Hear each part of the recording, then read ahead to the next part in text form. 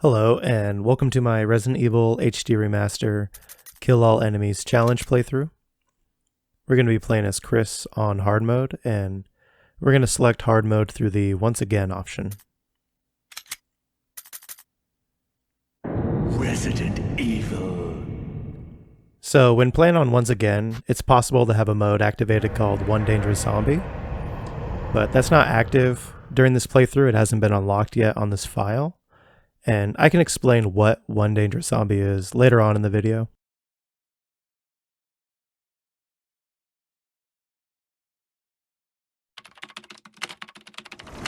Alpha Team is flying around the forest zone situated in northwest Raccoon City, where we are searching for the helicopter of our compatriots, Bravo Team, who disappeared during the middle of their mission. Haven't found it yet? No, not yet, Brad. Bizarre murder cases have recently occurred in Raccoon City. There are outlandish reports of families being attacked by a group of about 10 people. Victims were apparently eaten. The Bravo Team was sent in to investigate, but we lost contact. Look, Chris! Bravo Team's helicopter was a derelict.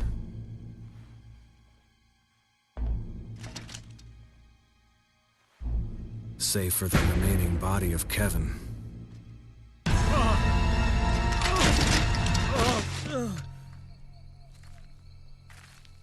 We continued our search for the other members, and it turned into a nightmare.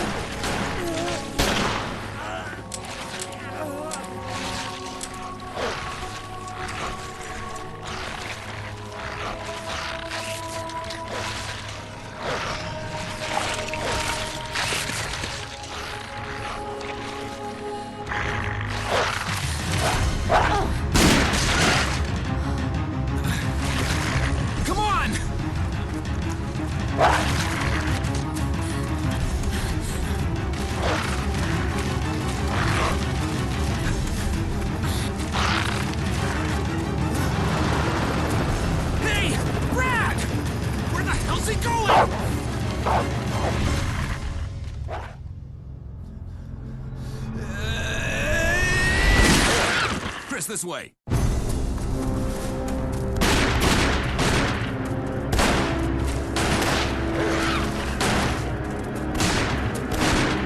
it! Make for that mansion!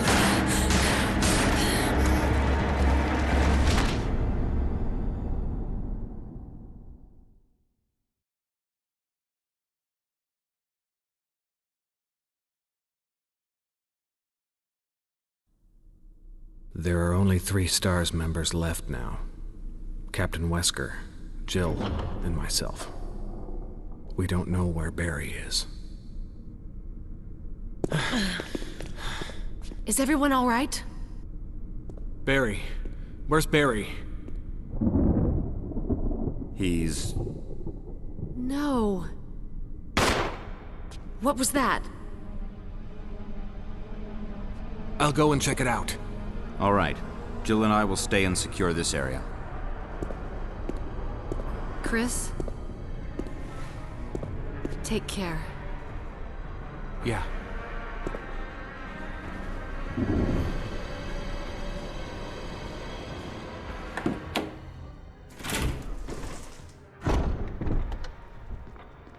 Okay, so right away, we have our knife equipped, and that's great because we need it to kill the first zombie coming up in this next area.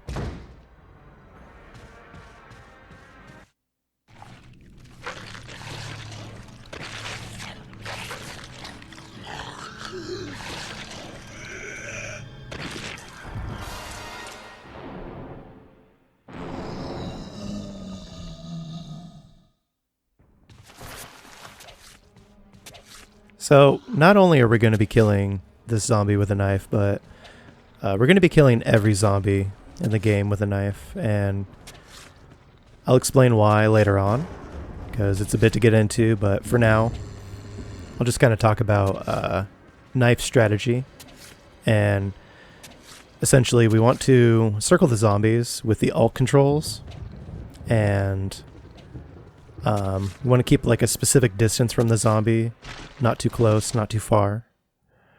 And we want to aim down when we attack. This will give us a better range than attacking at mid-height.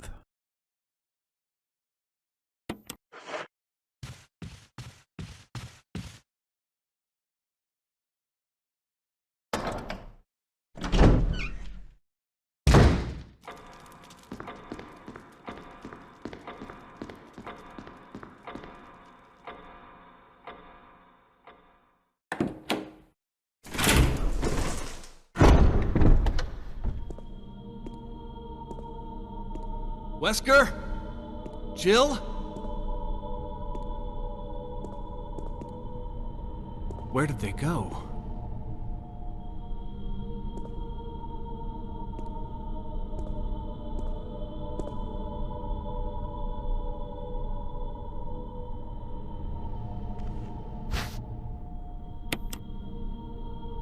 Alright, so after picking up the handgun, we can make our way along. We're going to head to the mirror corridor room on the second floor. We're going to get the golden arrow. It's pretty much the only thing that we can do next.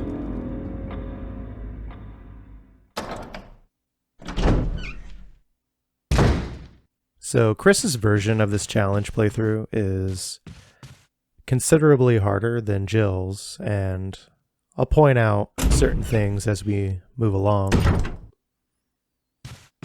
So in this room, we're going to see a zombie laying on the floor right here. Right there. There's a lot of camera angle changes there. And so that's a decoy zombie, actually. Like, that zombie will never get up. So we don't have to worry about that one in any capacity. It'll disappear later. So here in the mirror corridor room, I'm going to run past the bald zombie here first, and then lead it kind of halfway down this hallway where there's a bit more open space. It's not as narrow, and we begin circling.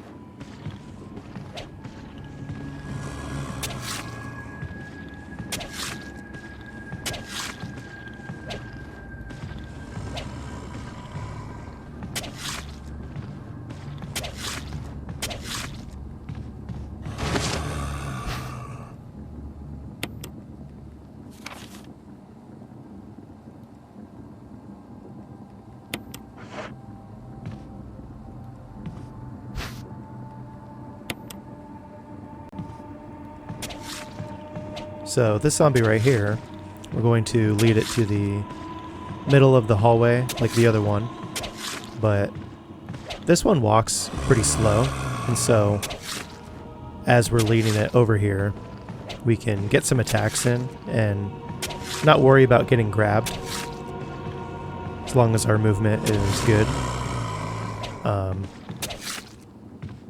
And we actually got the zombie down pretty quickly, which is nice.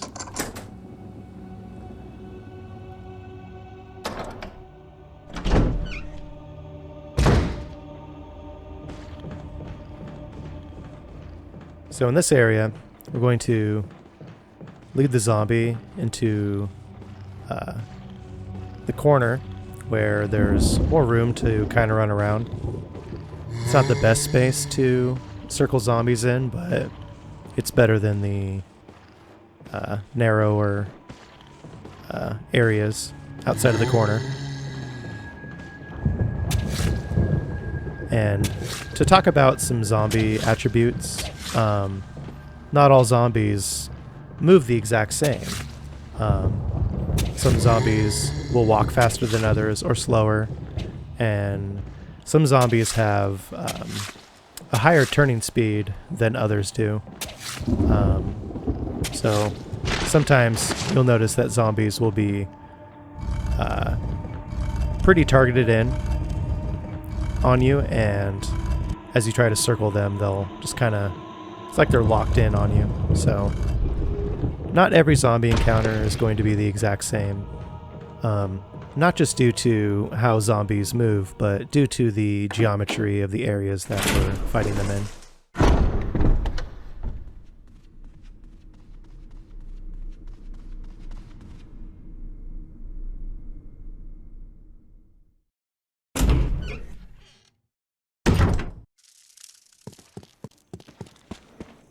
So here in the graveyard, we're going to see the first instance of fighting zombies on elevated ground, and in this case here it's the stairs. So when fighting on elevated ground, zombies cannot grab you. They're just programmed to not grab you at all. Instead, they are programmed to attack you with this puking attack, which is relatively easy to avoid. And I think the reason why it's programmed that way is so that a grab animation on elevated ground doesn't like position you in a spot outside of the boundaries. So won't put you out of bounds or potentially floating. I imagine it's some sort of reason like that. But anyway. So we're still just going to circle the zombies like we do. Man, Chris takes down zombies so much faster than Jill. And I'll explain why on that a bit more later. But those zombies we just killed, so those are naked zombies. That's what I refer to them as. They're not like the other zombies, and the big difference between them is, so regular zombies, after we kill them, they remain where you killed them, and later on they'll reanimate into a different enemy called Crimson Heads.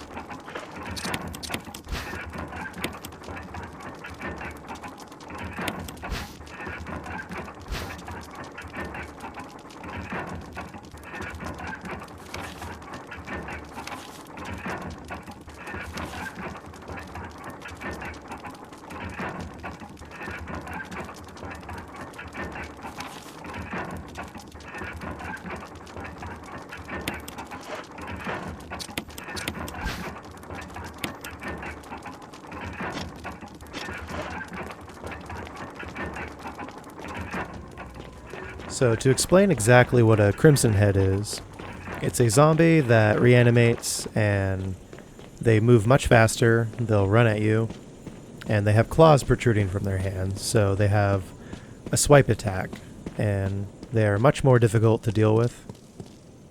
But we won't be knifing Crimson Heads. We're only knifing the zombies for reasons to ensure that they turn into Crimson Heads, because there are a few ways to prevent a zombie from becoming a Crimson Head. One is to decapitate them, and the second is to burn them. And burning them is a means that is very intentional. But with the handgun, say we were to try and kill zombies with the handgun, we could unintentionally decapitate them, because the handgun has a 10% chance to decapitate with every shot.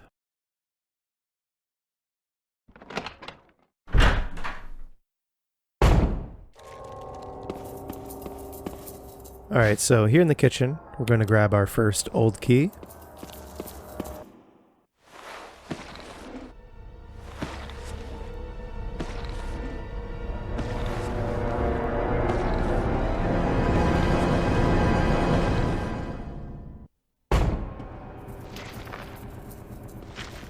and then we're going to deal with these 2 zombies. And so here we have a zombie that's crawling around on the ground, and we need to stay behind it as best as possible to avoid getting grabbed, getting our ankles bitten. This is going to be the only zombie in the entire game that we see crawling around, and this zombie only appears in Chris's playthrough. It doesn't appear in Jill's playthrough, so it's one extra zombie that Chris deals with that Jill does not. And you can actually get zombies into a crawling state if you blow their legs off with a shotgun. However, that's a third way to prevent them from turning into Crimson Heads. So it's something we won't do, but it's just kind of interesting to point that out. But on that note, this crawling zombie has all of its limbs intact, and so it will reanimate as a normal Crimson Head that's upright and running around.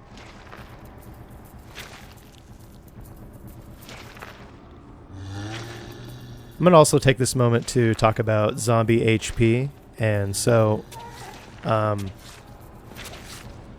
each zombie in the game seems to have its own static like movement parameters, how fast it walks, how fast it turns, but zombie HP is randomized, as well as the damage that we deal with our weapons, including the knife. So you can't do the same exact amount of attacks and expect the zombie to die every time. So it's RNG how long it will take to kill any given zombie or enemy in the game for that matter.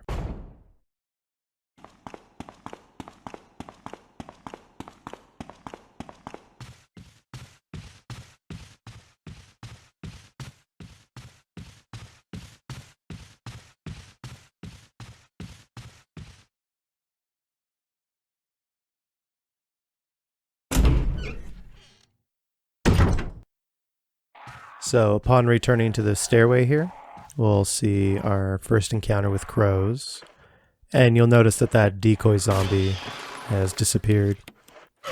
So we'll fire off a bullet to get the crows to start spreading out. And then in this room in particular, the crows fly low enough that we can attack them with a knife.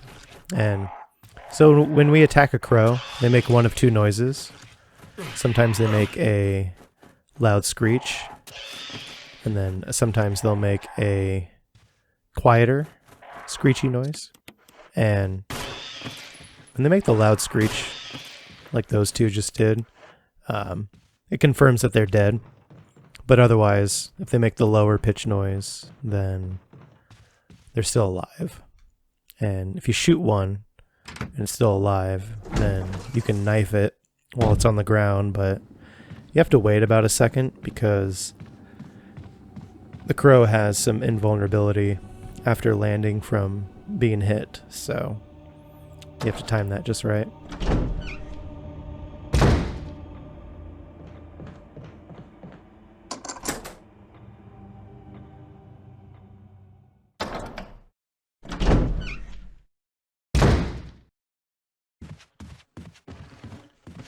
So this zombie here,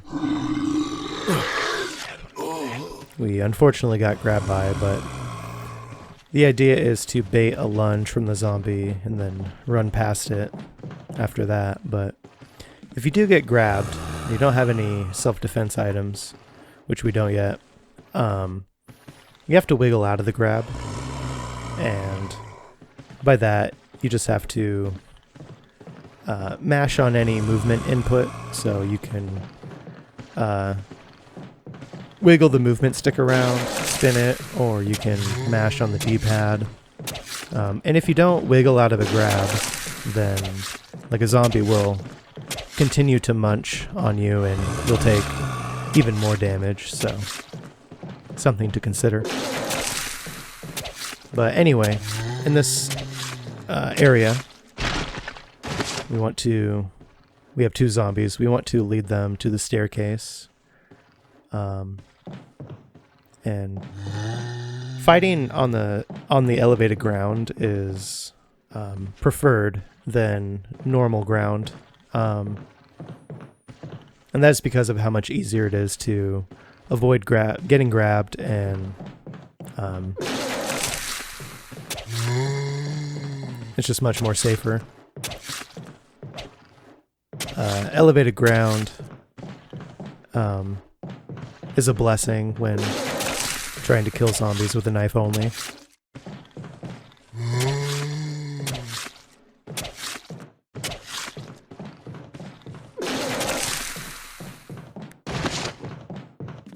So we're about to use the old key that we grabbed in the kitchen to unlock this door here. So old keys are only found in Chris's playthrough. In Jill's playthrough, she carries a lockpick that can open these doors automatically. So it's one of the things that makes Chris's playthrough a bit tougher.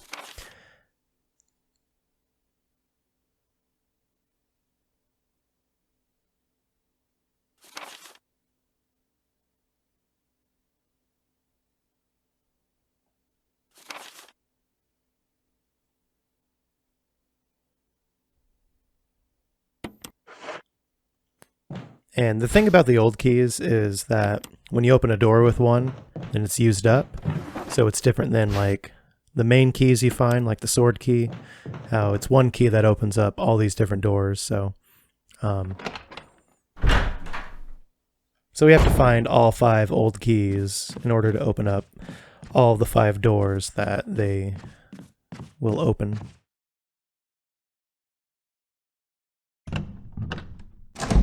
Also, in that storeroom, we picked up a flash grenade, the broken shotgun, and some ink ribbons. The flash grenade is a unique self-defense item for Chris, and I'll explain how the flash grenade works later on. But for now, we're going to access the item box here and do some inventory management. Mostly put away the broken shotgun and handgun ammo.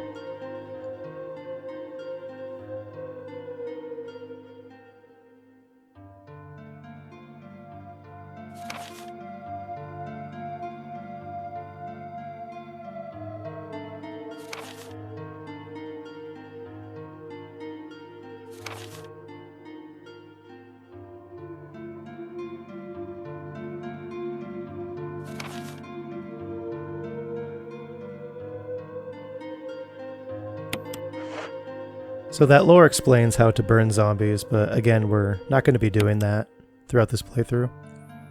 And before leaving, we're going to make our first save here in the medical storage room.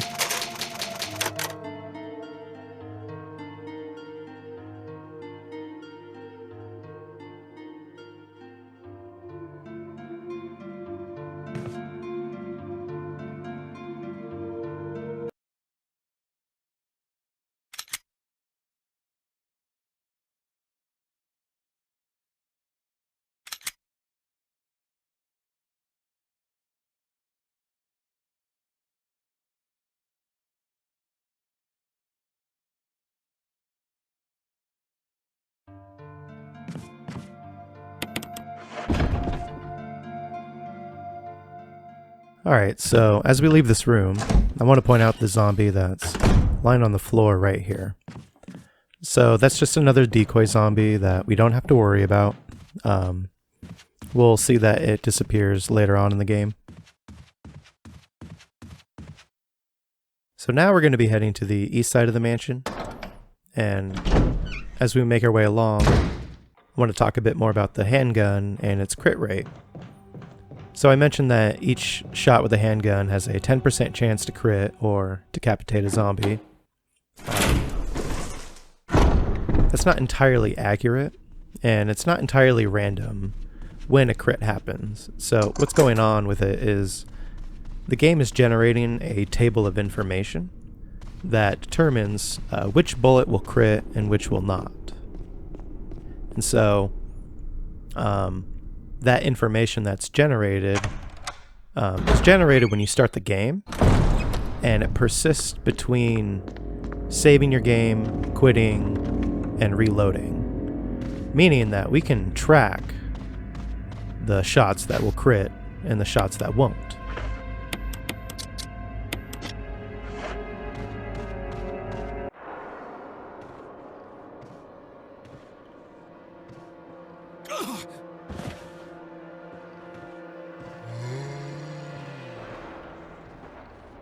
So with the zombie here, we want to bait a lunge and run past. The easiest way to do that here is to take a step forward and then inch backwards with the tank controls. Because trying to bait a lunge with the alt controls there is tricky, just because you can get a camera angle change just taking enough of a step forward there. So you want to take a small step, then inch back. But we want to lead the zombie over to the doorway here, where on the other side of the dresser we can't be grabbed, and so we can just attack worry-free with a knife here. Also, we grabbed our first dagger, and you want to equip it right away, especially right there, because zombies won't always lunge when you go to bait for a lunge, and we want to make sure that we are using a dagger for a defense item on zombies, and not the flash grenade, because the flash grenade, how it works is Chris will shove it in the zombie's mouth, and then it'll detonate on its own, or you can shoot it with a handgun and their heads will blow off, meaning they won't turn into crimson heads. So we absolutely cannot be using flash grenades for defense items on zombies.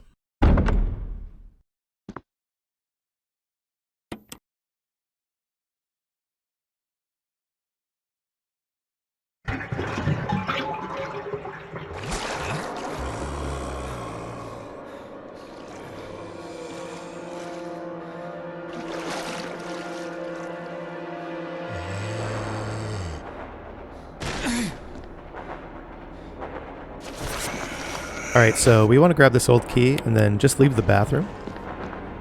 We're not going to come back to the bathroom to take care of the zombie. What's going to happen is the zombie is going to follow us out of the bathroom, and we're going to lead it to an area where we have a better advantage when trying to kill the zombie. Just trying to kill the zombie in the bathroom is not ideal. And to ensure that the zombie follows us out, we first head here to the outside boiler area, using the old key that we just picked up, so that's convenient. And then when we head back through the winding corridor, the zombie will burst out of the bathroom, and then if we head into the dark corridor next, it'll follow us there, where it's more open.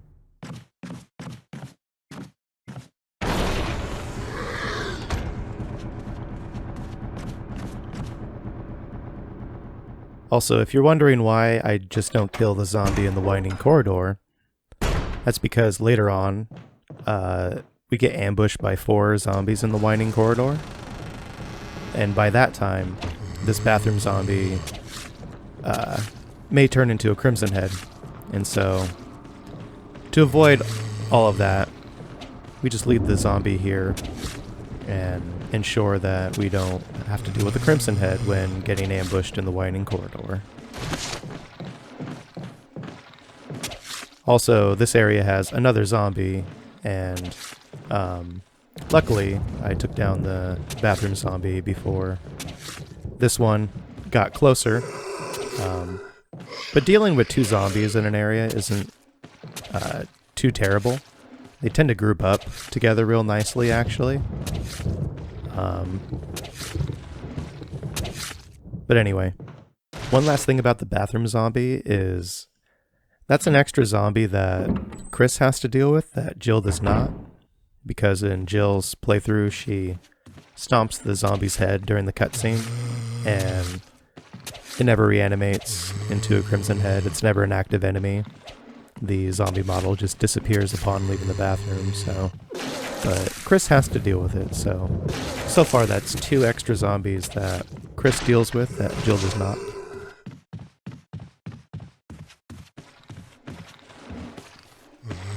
So this area is pretty straightforward. We have 3 zombies to deal with, and they're all pretty separated from each other. So we can take them on one at a time. And we have the staircase here to utilize, so this room is pretty easy actually.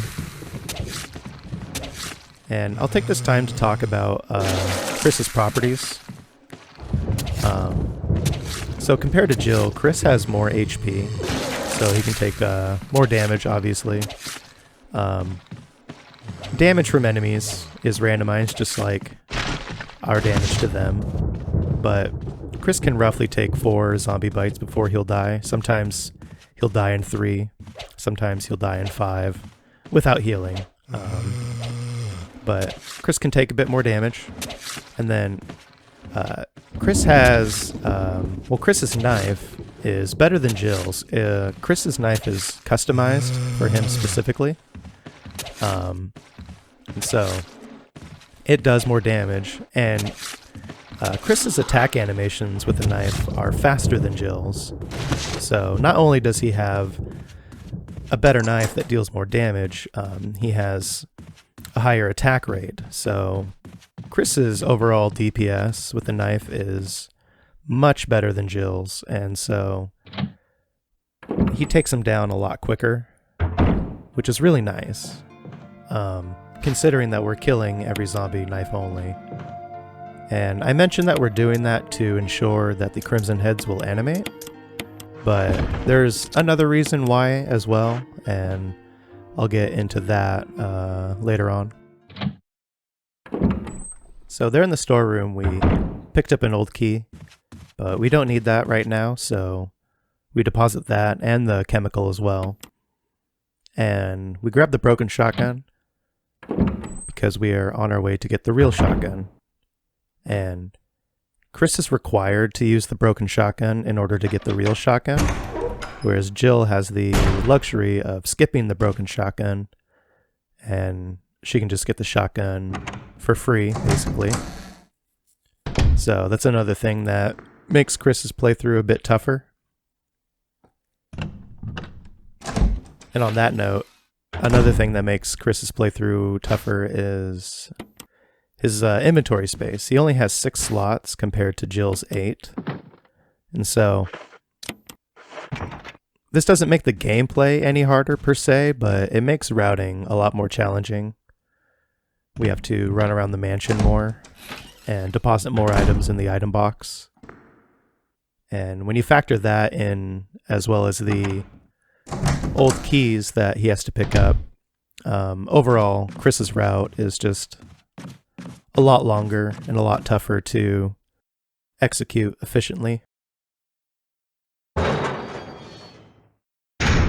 So we're heading back out here to the boiler area, and we're gonna get ambushed by Cerberus,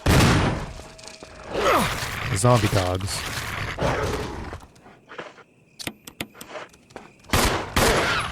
So the general strategy for fighting Cerberus is to shoot him once with a shotgun, and then they may live or die. They'll likely live, and if they live, then we want to switch to the handgun and finish them off with that. You could use the knife as well if they are stunned. It's just a lot safer. It's just a lot safer to go for the handgun. But if you're really trying to save ammo, you could use the knife after the shotgun.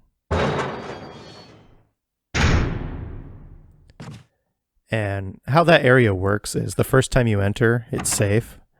The second time you enter, you'll get ambushed by a Cerberus.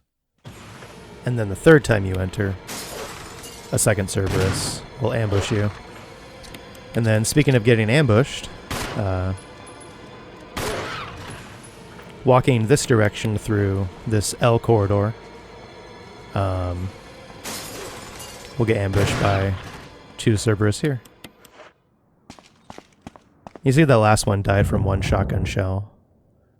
That's definitely ideal. And when you shoot them with the shotgun, if they live, they may stun, or they may just, like, as far as stunning goes, tank the hit and just continue to run at you. So you have to be prepared and anticipate what they'll do next.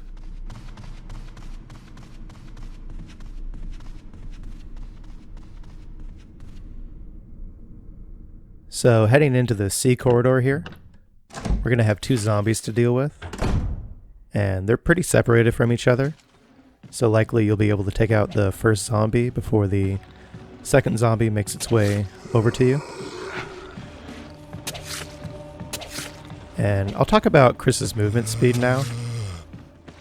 And Chris has a higher movement speed than Jill does. And this can be beneficial when circling zombies, but you also have to be careful about moving too close to a zombie. So it's a lot easier to move in too close. So you have to be careful about that. But otherwise, the higher movement speed is better overall. And I also think that Chris has a higher turning speed as well. I'm not too certain about that one, but he definitely moves faster. And then movement speed in general changes depending on what weapons you have equipped. So if you have nothing equipped or the knife, you'll move at your highest movement speed. And then if you equip the handgun, you'll move a little slower, and then, or any one-handed weapon rather. And then if you equip the shotgun or any two-handed weapon, then you'll move even slower than the one-handed weapon. And if you take enough damage to where your character is leaning over a bit, they'll move slower, and no matter what you have equipped, your movement speed is just lowered, as well as your turning speed. So, and on that note, healing will obviously bring you out of that state. And for this challenge, as far as healing goes, I don't really pick up any healing items proactively. I only really pick up healing items as needed, so when I take damage.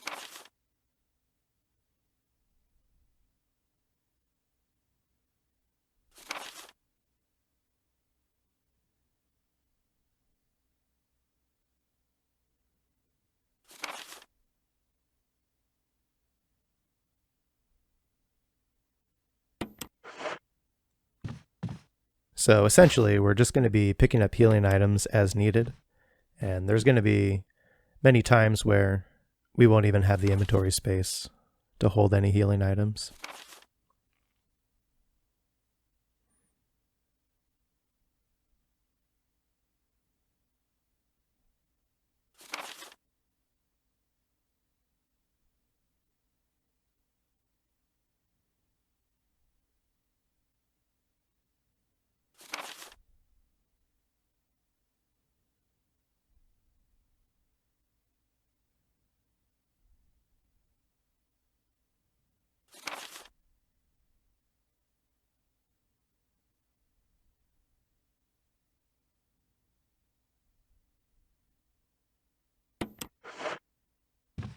There will be a few first aid sprays that I pick up to save for later, but only when the route allows it to where the inventory won't get clogged by them. But otherwise, we're just healing on the fly as needed.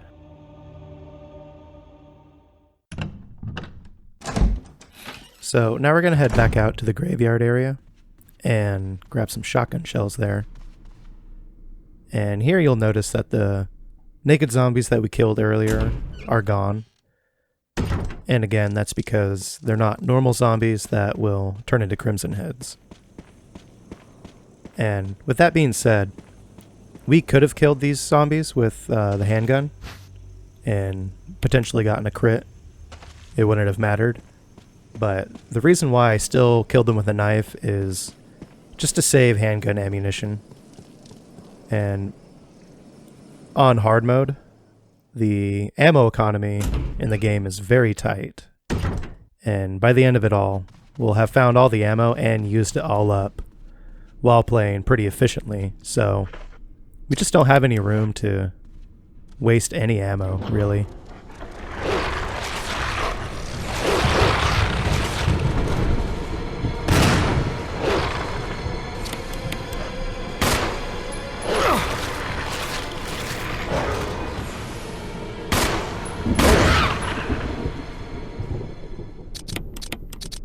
So that Cerberus spawned in because we tried to leave the mansion. And that's an instance of spawning an enemy in due to activating an event trigger. And there are plenty of enemies in the game that we have to spawn in ourselves by activating specific event triggers. And these event triggers won't be available for the entire game. Some of them will be unable to activate at certain points. I don't know about the Cerberus in the main hall. If you can't activate that one at a certain point, it might be available for the whole game, but there are definitely others that we'll get to that we have to activate before reaching a certain point. So it is best to just take care of them as soon as you can.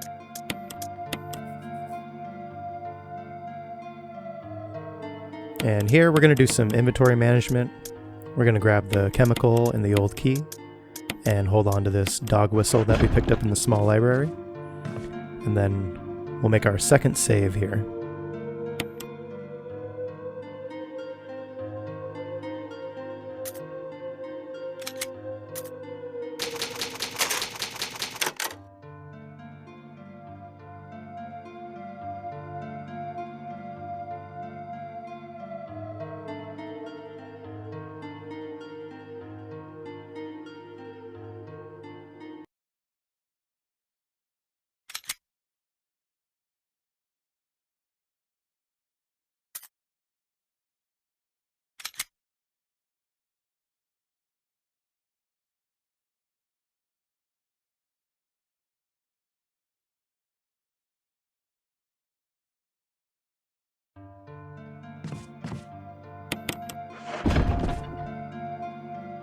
Alright, so heading into the next segment here, we're going to start running into Crimson Heads. And the reason we haven't seen any just yet is because there's an initial Crimson Head that once it activates, then the zombies will start turning. And it activates after we get this next key item, and then we run past it. It's actually... the Crimson Head I'm referring to is lying dormant in the mirror corridor right now where we got the golden arrow. We ran past it a few times, actually. So here we're going to use the dog whistle, and then, unlike before, we're going to take on... there's two Cerberus here, actually. But we're going to take on these Cerberus with the knife. And the biggest reason is to conserve ammo. That's how tight the routing for the ammo is I decided to save ammo on these two Cerberus here. And there's a planter of green herbs that we can utilize if we take too much damage, and we are likely to take a fair amount of damage here. I got lucky with the first Cerberus, but the second one beat me up quite a bit. So the move where the Cerberus pins you to the ground, that attack doesn't do any damage. But if you don't shake out of it, it's an instant kill. So... And we can use defense items for that attack if we want to. But the move where the attack, where the Cerberus bites our hand, you do have to shake out of that too, but you do take a bit of damage from that attack.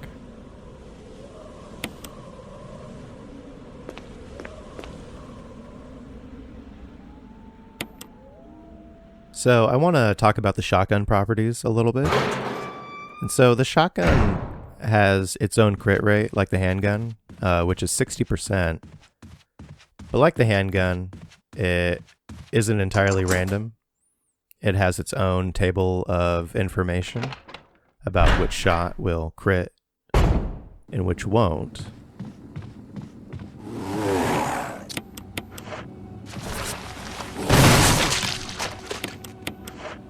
And there's the first Crimson Head. And the Crimson Head activated because we're walking past it with the dog collar. And now the zombies will start turning into Crimson Heads. But anyway, so you notice that we were able to decapitate the Crimson Head like that by aiming up with the shotgun and firing. That's how you get its crit rate to work. Shooting the shotgun at mid-height, like the handgun, doesn't factor its crit rate into blowing a zombie's head off. You have to aim up. So with that being said, so this table of information that I've been referring to can simply be called a seed. And so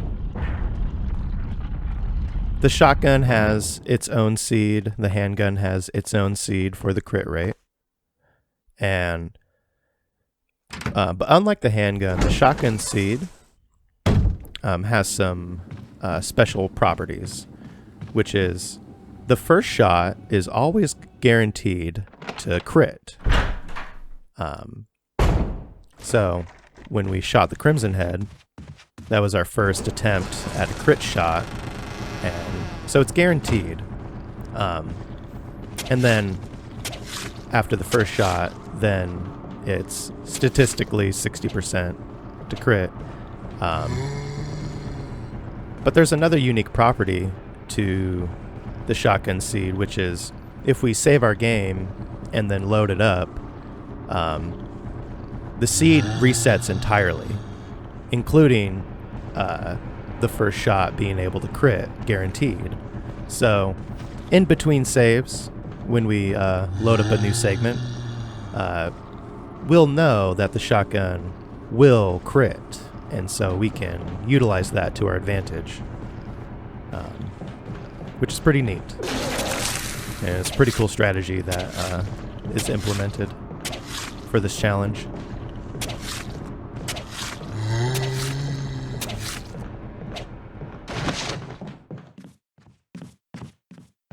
So because the shotgun seed resets when loading a game, it's something that we can't viably track. Now the handgun, I mentioned earlier that we can track its seed because it does not reset between saves, but tracking the handgun seed is not something that I do for this challenge. And the biggest reason for that is because of doing the challenge on hard mode, where the ammo economy is super tight. Say we were playing on normal mode, when I was originally routing on normal, I would track the handgun seed, and because I was using the handgun on zombies up until a crit would happen. So like, in order to track it, you have to test it. So you load up a save, you fire the gun at enemies until the crit happens, and then when you know when the crit happens, then you reload your save and then you track it. But again, that's not something that I do for this challenge, simply because we're on hard mode.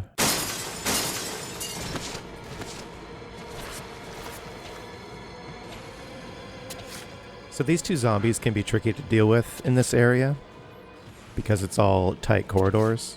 Except this corner area by the door is the only more open area.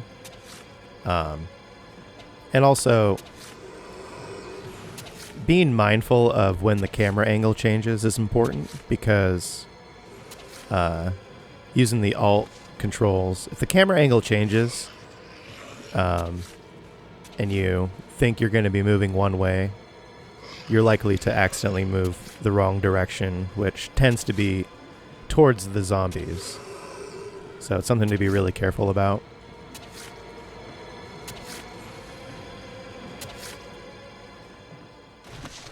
And dealing with zombies that are grouped up, I mentioned like isn't too difficult if you have the open area.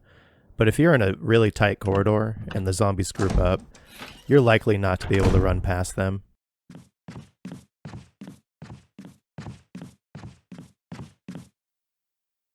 So we're going to make a quick stop at the item box to drop off the death mask. And I'll take this moment to talk about the overall weapon and ammo management with our inventory and the item box. And so generally speaking, we're carrying 3 weapons with us at all times, which in this case it's the knife, handgun, and shotgun.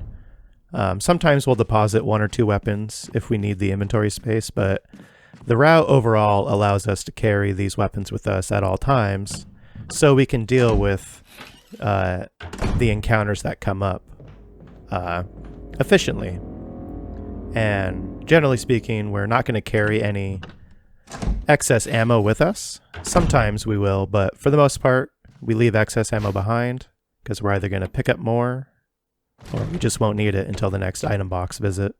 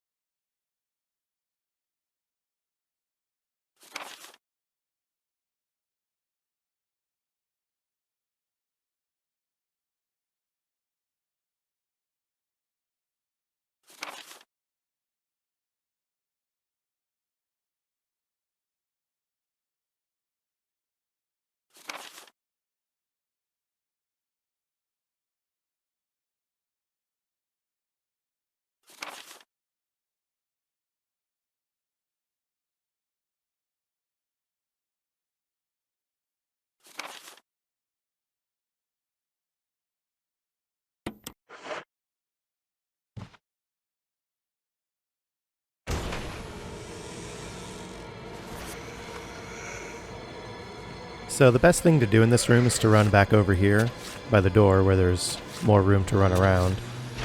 And while the bald zombie's getting up, to get past it and avoid getting grabbed. I got lucky with taking the bald zombie down so quickly. And I also got lucky not getting grabbed by the bald zombie when it was getting up because I kind of fumbled around with the camera angle changes. And really, it would have been smarter to use tank controls to run over here to avoid that possible dilemma.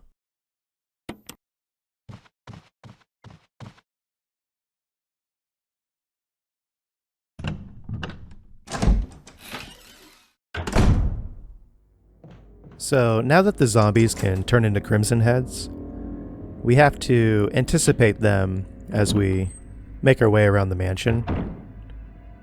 And you'll notice in this room that I check on the dead zombie to see if it's turned. And Crimson Heads have a crimson shade to their skin, so it's pretty obvious if they've turned or not. But when a zombie does turn, one of two things will happen. It'll either remain in the same position where it died, dormant, and then when you run near it, it'll get up, or if you try to attack it.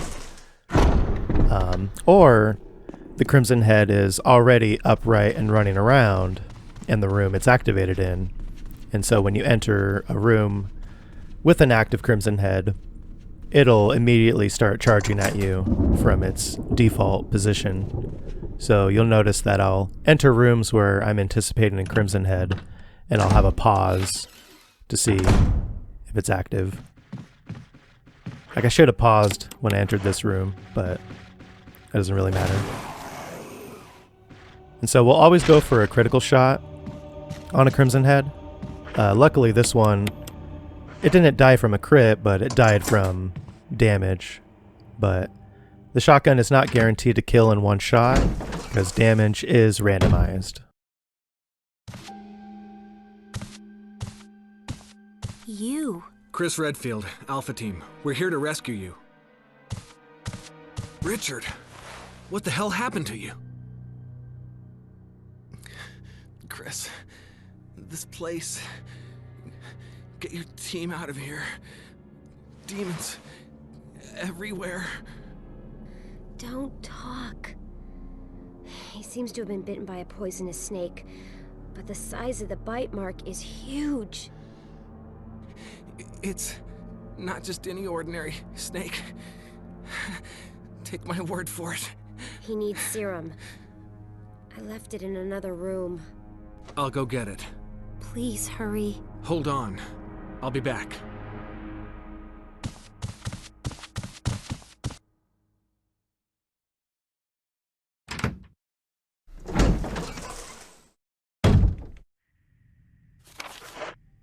So the Richard sequence here, we have to go get the serum from the medical storage room and bring it back in time in order for him to live.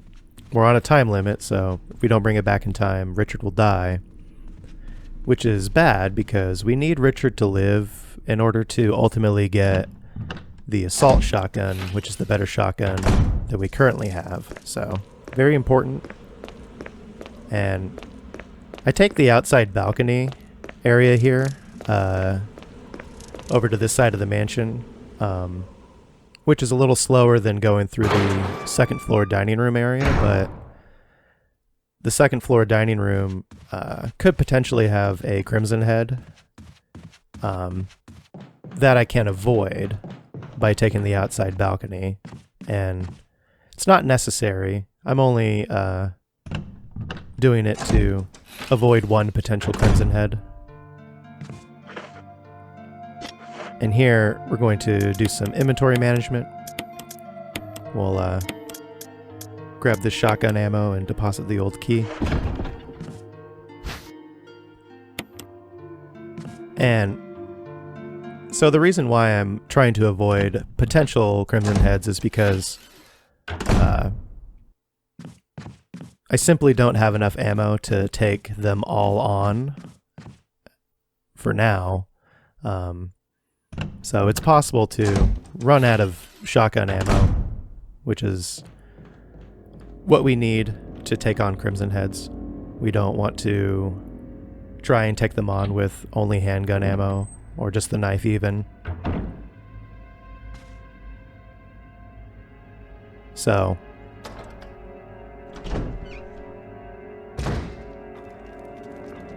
and then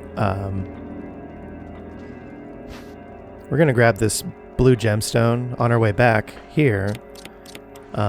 We pick it up now because when we return with the serum, return to Richard with the serum, we're going to get warped back to the medical storage room via cutscene.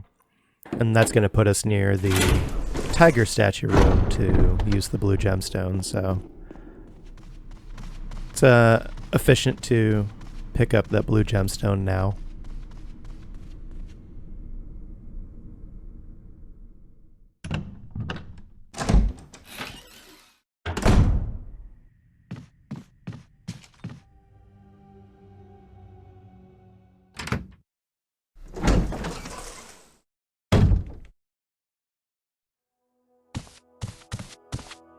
Hope this is what you wanted. Thank you. I'm gonna give you a shot now, Richard. Hang in there. Here. Take it. It's a radio.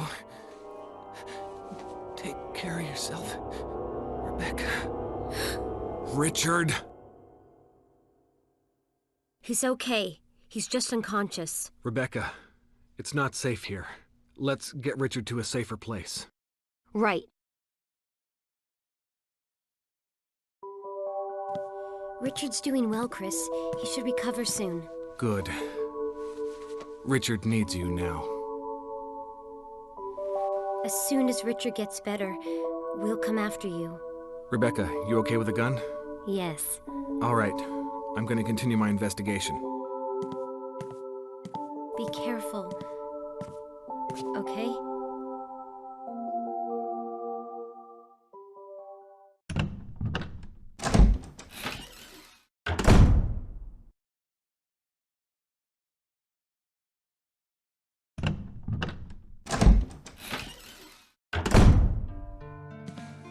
This room is equipped with all sorts of medical supplies.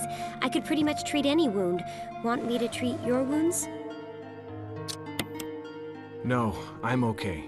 But if something should happen to me, I'm counting on you. No problem. But we're very short on medical supplies, so take care of yourself. So Rebecca will stay in this room for a while, up until we use the musical score on the piano. And while she's in here, we can visit her for 2 free heals. And then, before we head out, we're going to make our 3rd save here.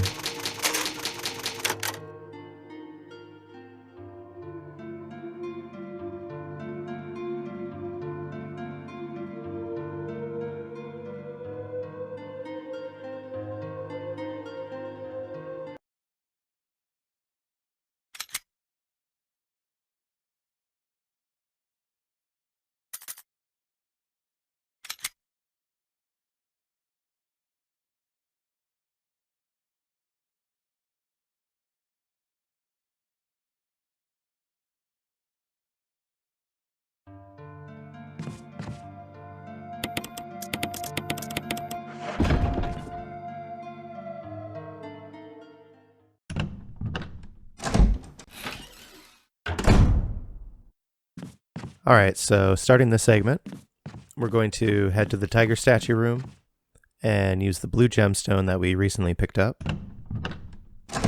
And we'll get a reward of shotgun shells, which is really nice because we definitely need more to take on remaining Crimson Heads.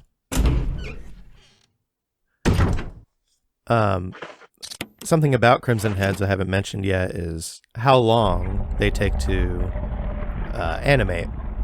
And for each individual zombie, it's different and it's completely randomized. So I like to think that the zombies have an invisible timer attached to them, and when the timer expires, then they reanimate. And some zombies can reanimate real quickly, like within minutes, and then some of them will take up to an hour plus. And so, with all that in mind, when routing out killing all the enemies in this game, the Crimson Heads are the trickiest and the most fun because of not knowing exactly when we'll be able to kill them all.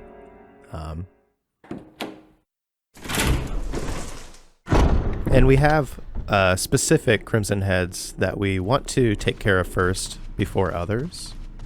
And I can get into that a little bit later, actually. So here, we're going to head to the outside balcony area, and we're going to encounter our fallen comrade, Forrest, who unfortunately has turned into a zombie, and we're going to have to kill him.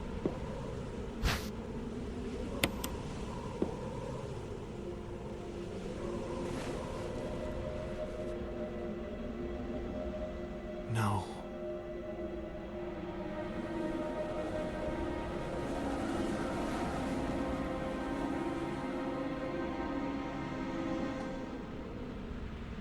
So Forrest is a unique enemy compared to other zombies, not just because of his character model, but because he has his own running animation that's different than regular zombies, as well as his own grab animation. And since he's tougher than regular zombies, we won't take him on with just the knife. We'll actually take him on like we do with Crimson Heads. However, Forrest cannot be decapitated, so there's no need to go for the critical shot. And Forrest won't reanimate as a Crimson Head either, so just a quick encounter and then we move on. Also, this is a good time to bring up the one dangerous zombie mode I mentioned at the beginning of the video.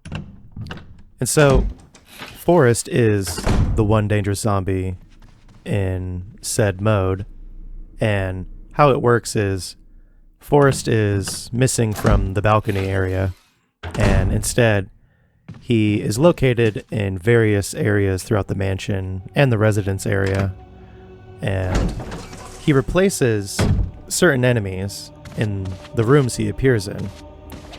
And what makes him so dangerous is he can't be killed, and how it works is Forrest is strapped with grenades, and if you try to damage him, the grenades will explode, which blows up the mansion, resulting in a game over. And so, essentially, Forrest is an enemy that cannot be killed and can only be avoided, but with the mode activated, we have less enemies to kill, and so overall, the mode just doesn't fit well with the kill all enemies challenge. It's just not as fulfilling to complete, and the challenge just feels incomplete overall with one dangerous zombie activated.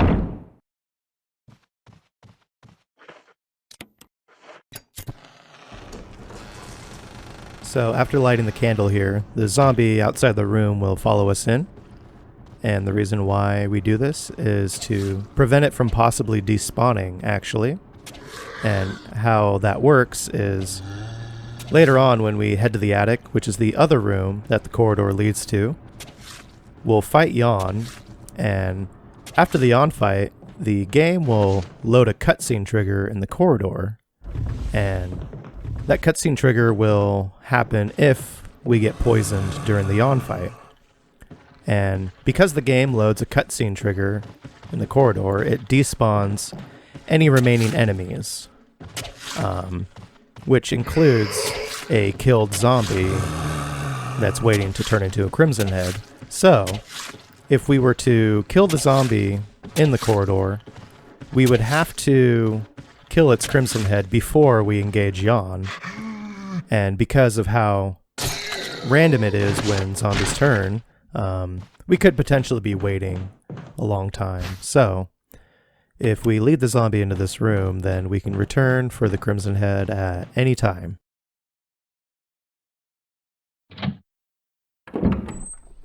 Also, I haven't really talked about Chris's personal item, the lighter that we use to light the candle. That's going to be the only use of the lighter we see through the whole playthrough. The lighter can be used in conjunction with kerosene to burn zombies, but since we're not doing that, then it really has no use, so, which is unfortunate.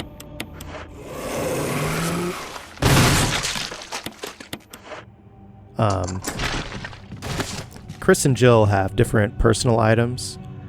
Jill carries the lockpick with her, which she uses to open all the doors that Chris needs the old keys for. So,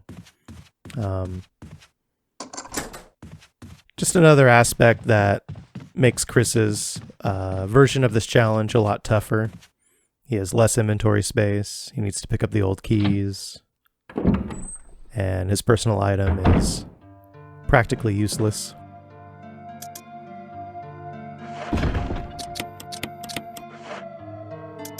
So here we're going to do some inventory management. We're going to drop off this musical score, pick up this handgun ammo and first aid spray on the floor. And then we'll be grabbing the old key and death mask before heading out.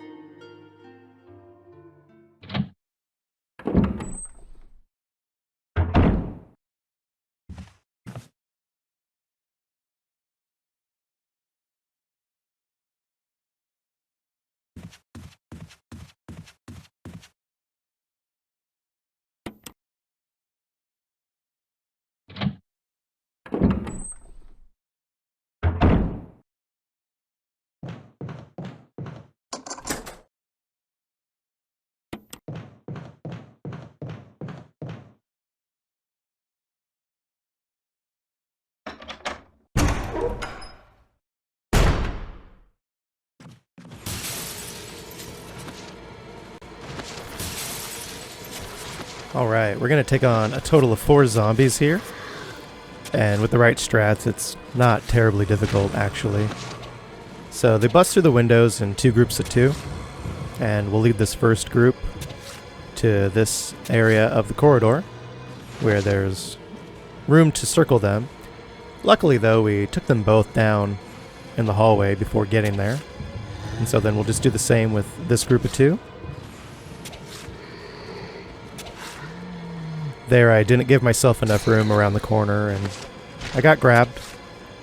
But that happens, and that's what the self-defense items are there for. This room is a lot easier to do as Chris than as Jill, just because, again, he has a higher damage output with the knife and faster attack animations. And this room went pretty well. Chris took down the zombies pretty fast.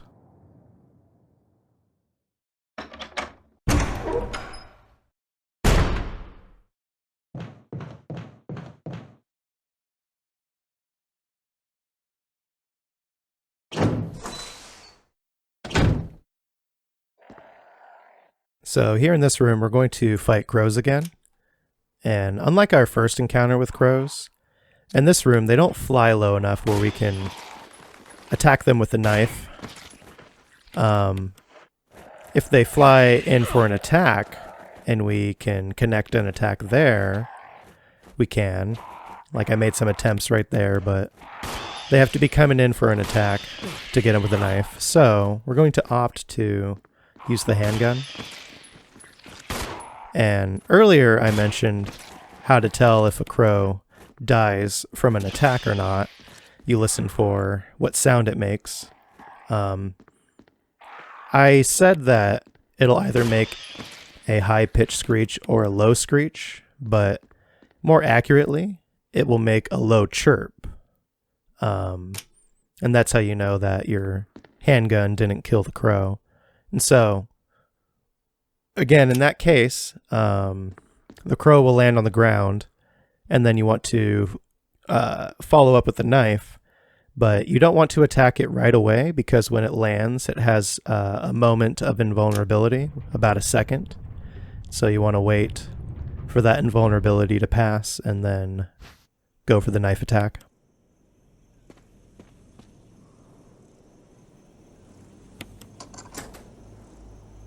So next we're going to drop off the 2 death masks we have in the crypt.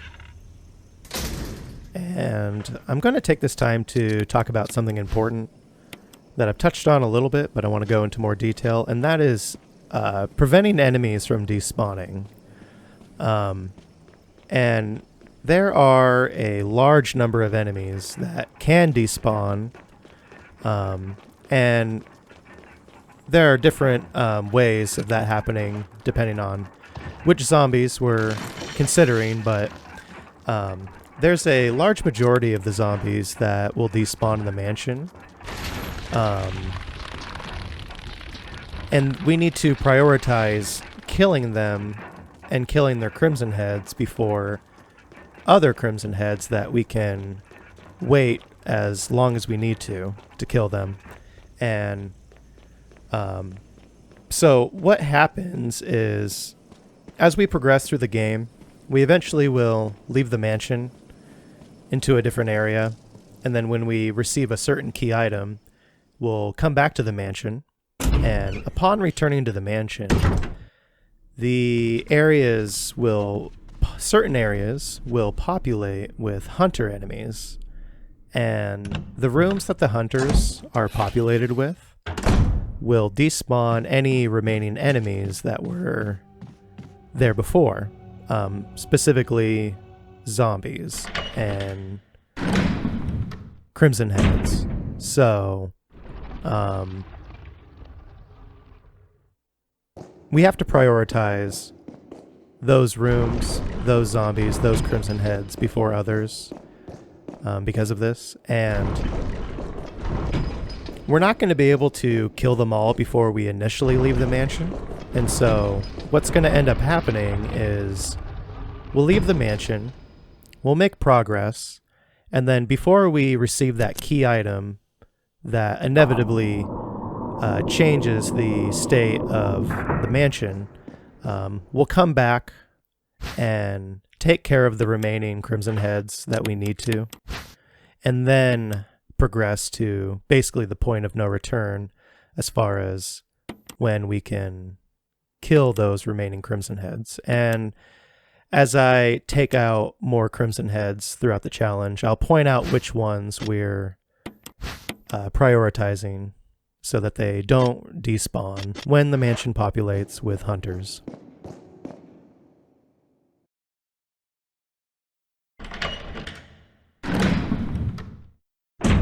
So the two crimson heads that we killed here in the C corridor earlier, we can wait to kill them later on because they will not despawn when the hunters populate. But since they already turned, we can go ahead and just kill them. There's no real good reason to wait.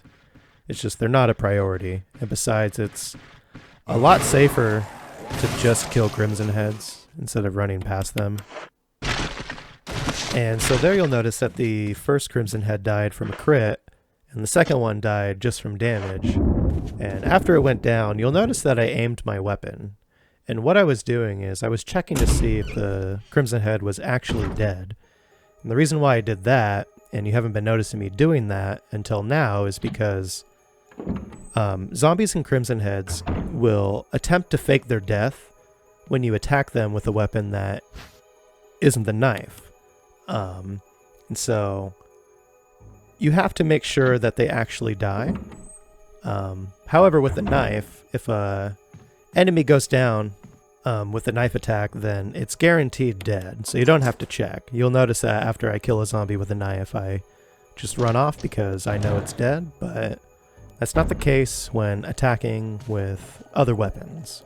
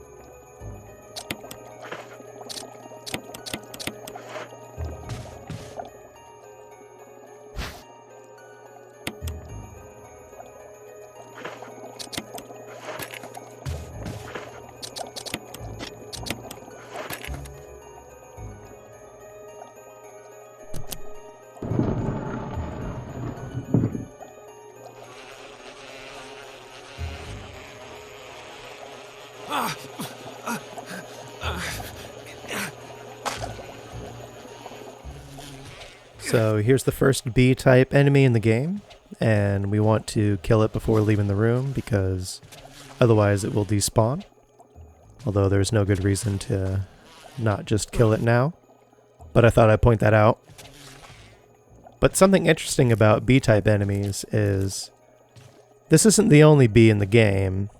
However, this is the only B in the game that we'll be killing.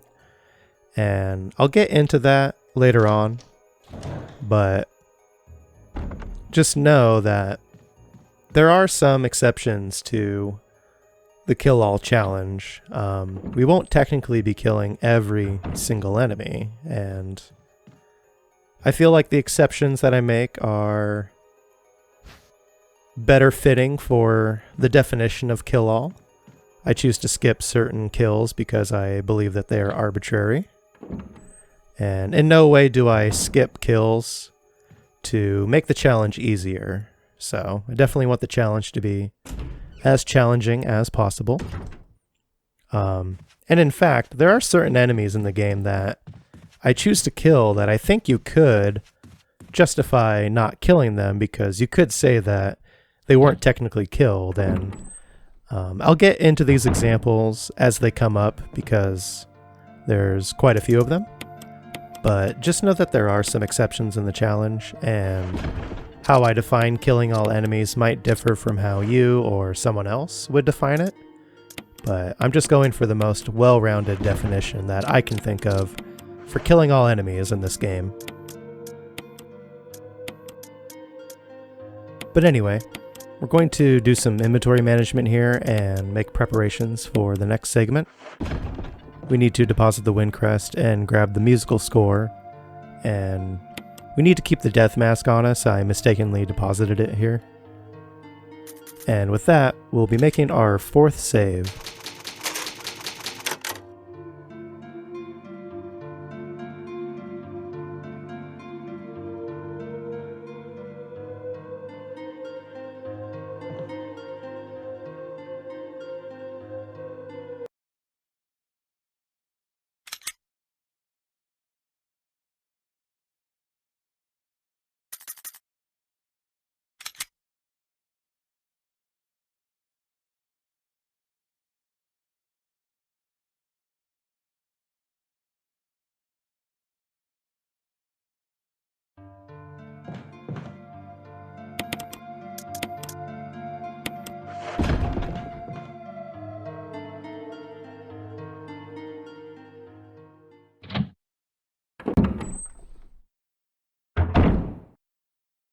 So earlier I didn't mention that this room, this east wing stairway, we have to clear this area of all the Crimson Heads before the hunters populate.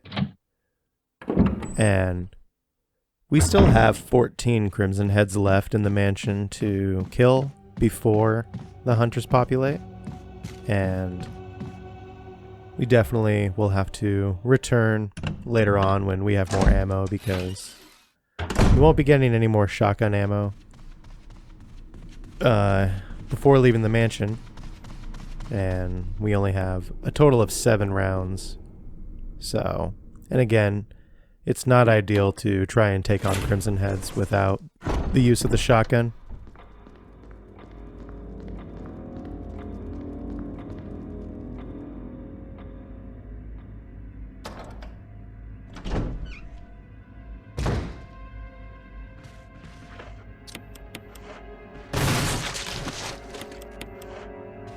So that Crimson Head is on our priority list. And again, that crit with the shotgun there was guaranteed because it was our first attempt after loading up a save.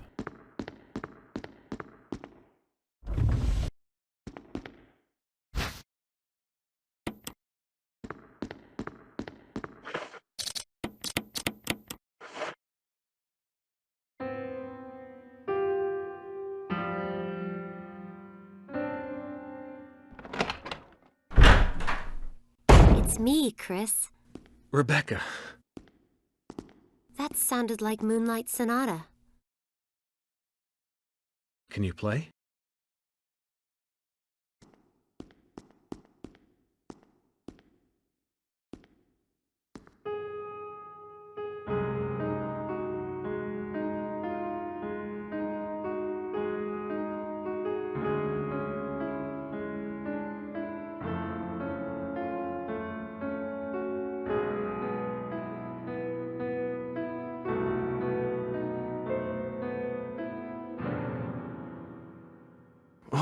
What was that?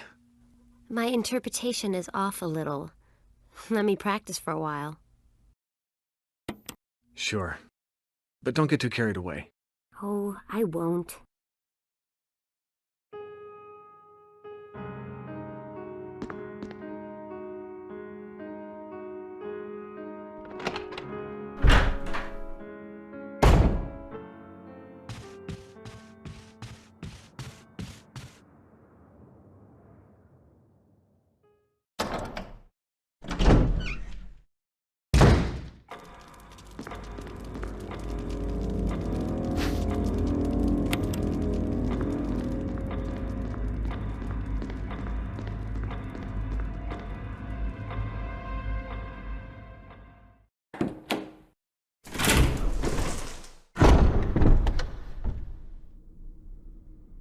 So, in case you're wondering why I just did a 180 here back into the dining room, in order for Rebecca to learn the Moonlight Sonata, you have to leave as far as the main hall, and then when you return, she'll have learned it.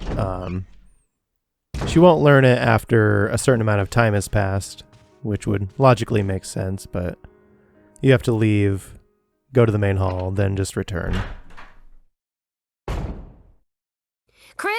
Chris! I think I got it!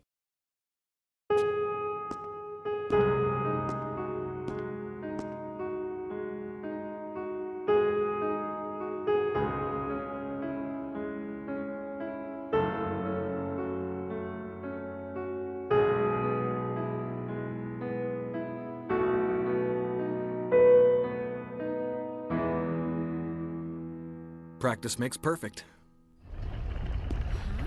What's this?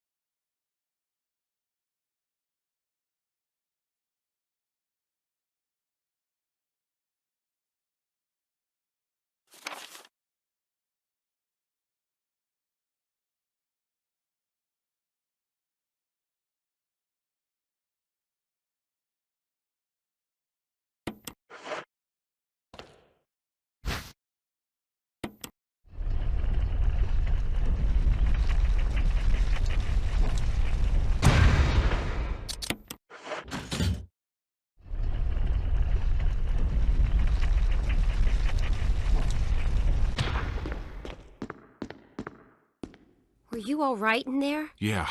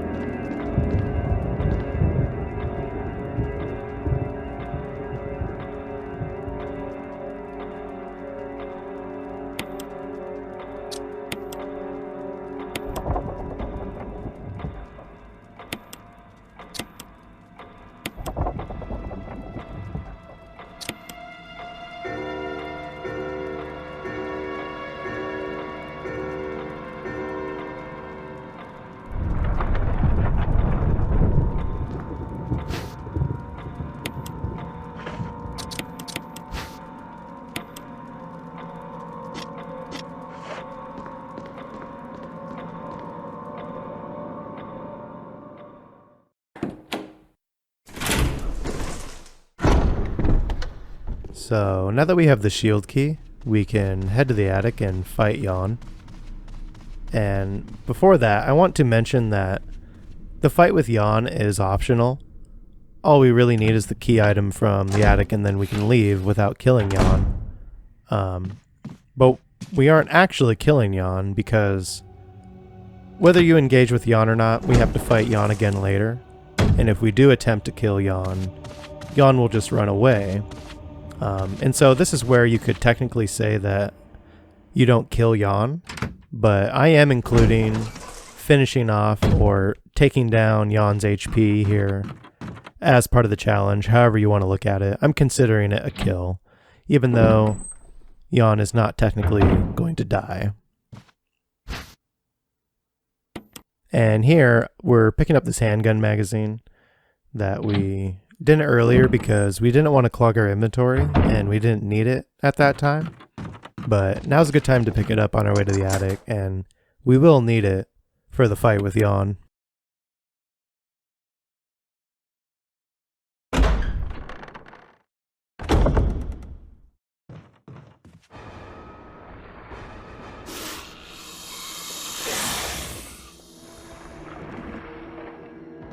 Alright, so the fight with Jan is pretty straightforward.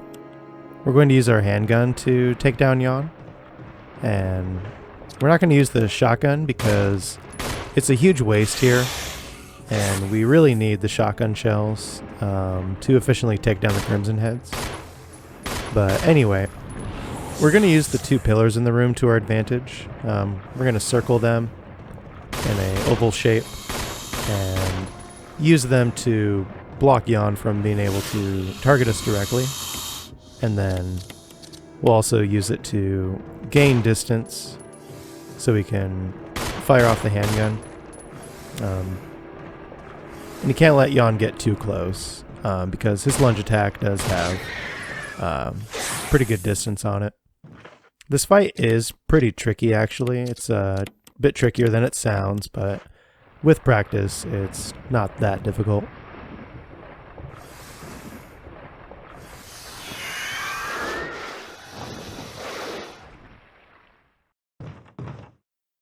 So during the fight with Jan there, I was using a trick with the handgun called quick shooting.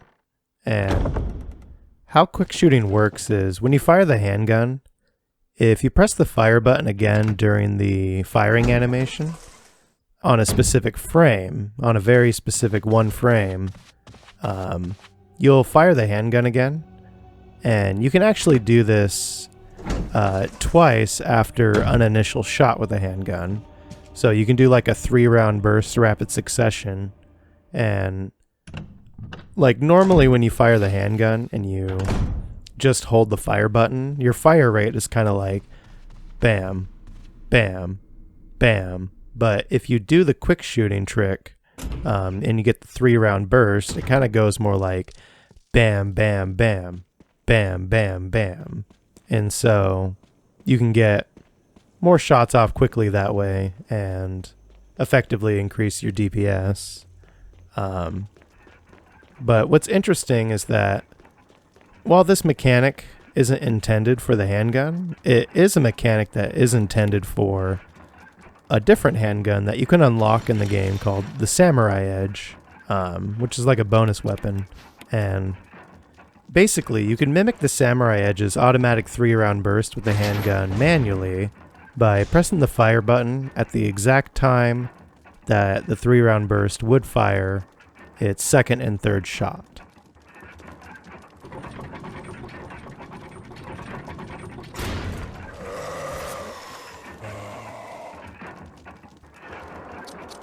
So this is Elder Crimson. And we're going to be killing Elder Crimson with the flash grenade that we've been holding on to. So we want to intentionally get grabbed here, but you have to be careful not to get hit with the claw attack. And it's random whether Elder Crimson goes for a grab or the claw attack. But upon getting grabbed, use the flash grenade, and that's it.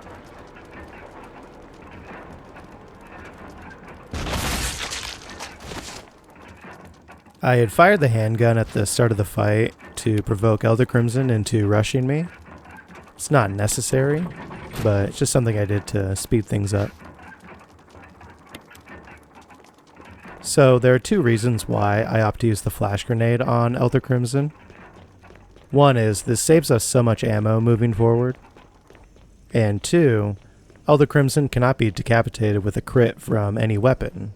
So without the flash grenade, if we were to use the shotgun or even the handgun, any combination of those two would require a lot of ammunition. Elder Crimson has much more HP than standard Crimson heads, so we're saving a lot of ammo. Mechanically, Elder Crimson isn't much different than regular Crimson heads in the sense that it has the same movement and attack animations. It just has more HP, it's invulnerable to weapon crits, and it does have its own character model, which is pretty cool.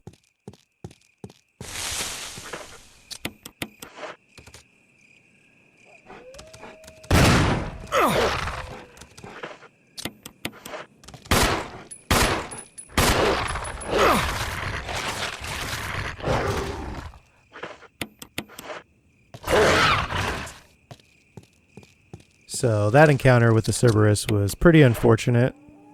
It totally took no stun from the shotgun shell.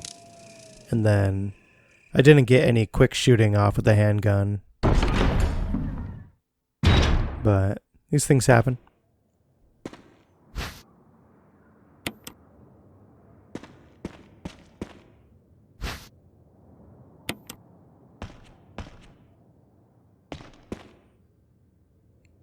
I totally meant to grab that first aid spray there, but I'm just bad, apparently.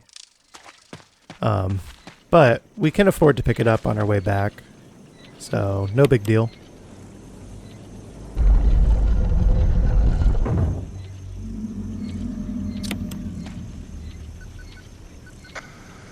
Respond. Wesker? Monster chains. Treat. None says. Wave. Woods outside the mansion.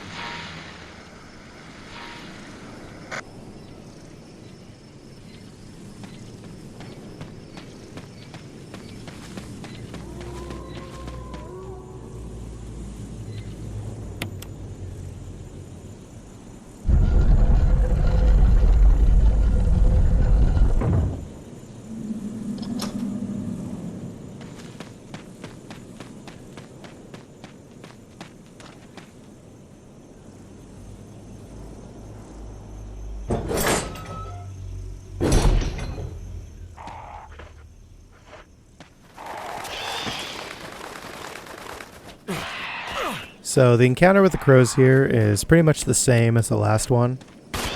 They're flying high enough that we can't attack them with a knife directly, unless they're going in for an attack. So it's best to use the handgun here. Really, if we tried to take them all out with just the knife, we'd be here all night.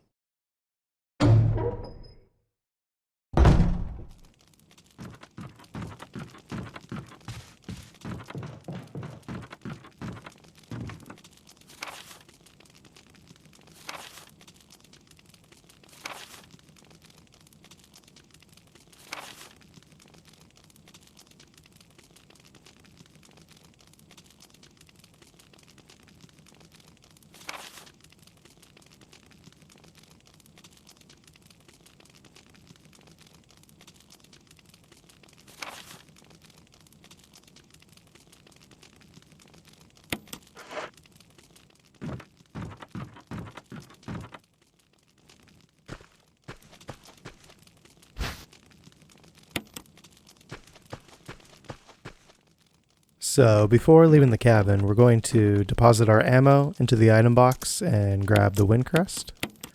And we'll also make our 5th save here.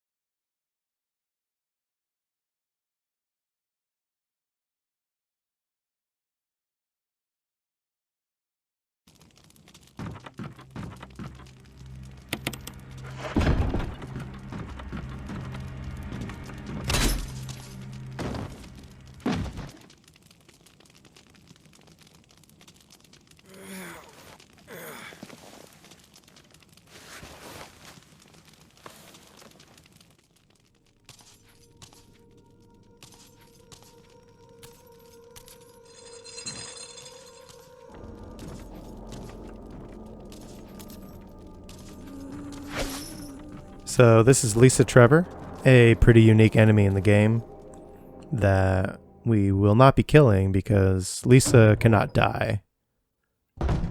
So anytime we run into Lisa, we're just going to run away. Except for the final encounter with Lisa, where we will be technically killing her then.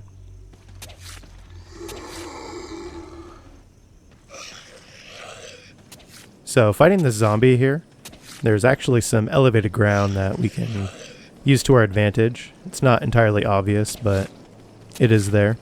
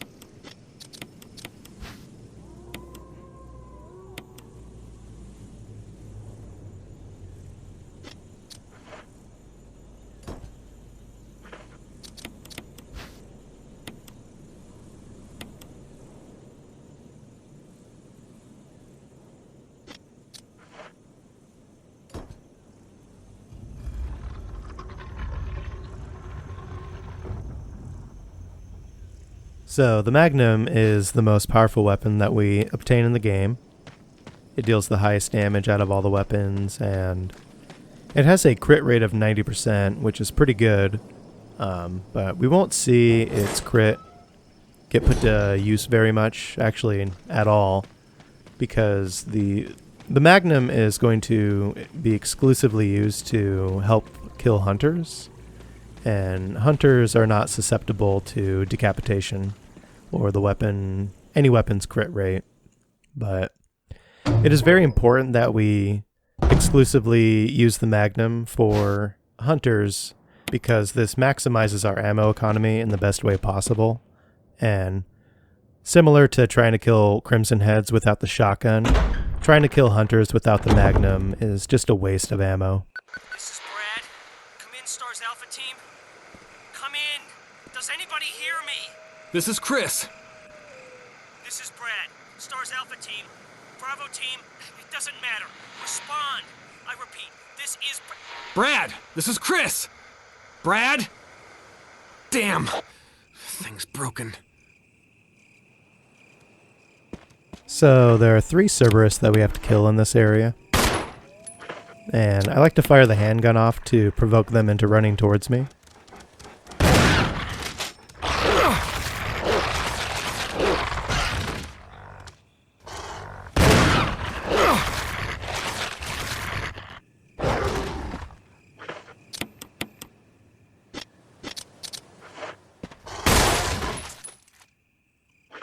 So that Cerberus just died from a crit and was decapitated.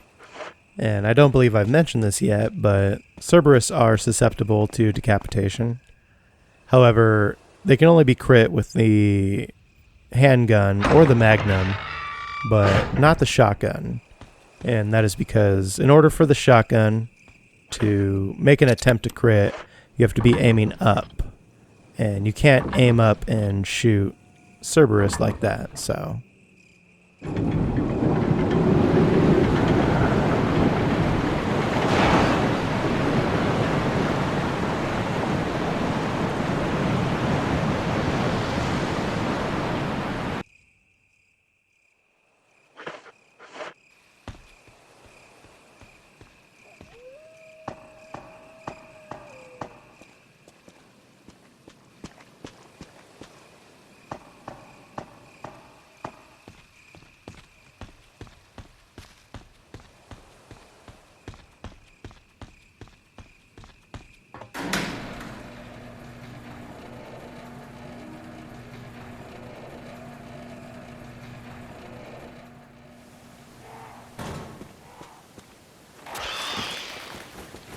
So this is going to be our last encounter with crows in the game, and we'll have killed a total of 24 of them. I also want to point out that the crows here can despawn, and this will happen if we return here later on at a certain point in the game when there are 2 Cerberus loaded here, and at that point any remaining crows will despawn. And this is a good time to point out that the game never seems to load more than 1 enemy type at a time in a single area. The only exception to that is the game will load a zombie and a Crimson Head in the same room, but otherwise there's only ever 1 enemy type ever loaded in any given room. And I'm not sure why exactly, but the game is just designed that way. And this is actually why we have to prioritize killing certain Crimson Heads in the mansion, because of the hunters that will eventually spawn in certain rooms. And so it's just a side effect of that. When the game decides to spawn hunters in specific rooms, it just despawns any remaining enemies. And this goes for when the game loads any new enemy type in a room that had a different enemy type there before.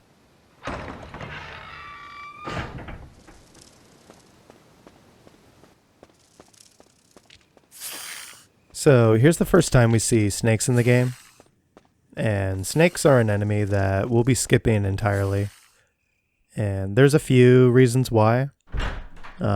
One is, so that area we just passed through, the snakes will spawn infinitely there, so there's no reason to kill any of them. But there are certain areas where snakes don't spawn infinitely, but we won't be killing them, kind of like how we killed the 1B in the mansion. And the reason why is because snakes are an enemy that are not very fulfilling to kill. There's no real strategy to it. All you do is attack them once with a knife and that's it. They're just not an enemy that fits with the challenge very well. And because of the inconsistencies with how they spawn in certain areas, I'm choosing to just exclude them entirely from the challenge. They're just such a minor enemy, and I'd rather focus on routing out the more challenging enemies in the game. But anyway, we're here at the guardhouse now, and we're going to make our 6th save before heading further in.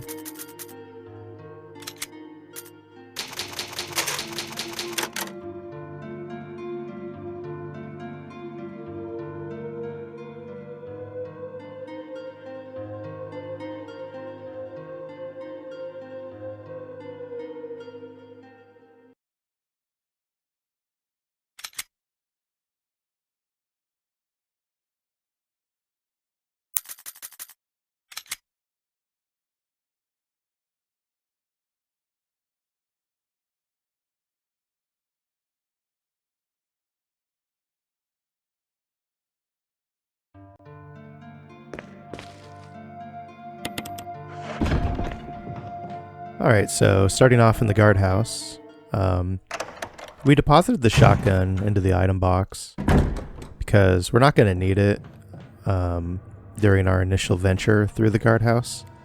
There's no Crimson Heads that we need to worry about yet, and no other enemies that we need the shotgun for.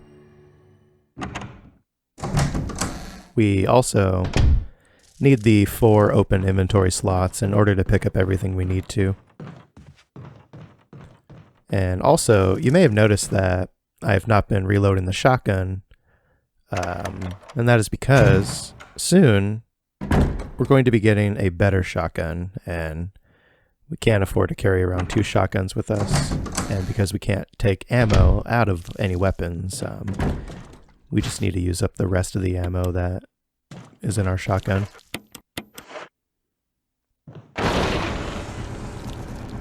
So when we pick up the key item here, or rather when we walk over to the key item, this zombie walks into the room outside the bathroom here, and then if we hang out in the bathroom, then the zombie will make its way in here, and it is much safer to just lure the zombie into the bathroom and deal with its Crimson Head later on in there, because we'll be passing through this room, room 002, a couple of times, and it's just best to be able to take on that Crimson Head when we're ready and avoid an ambush.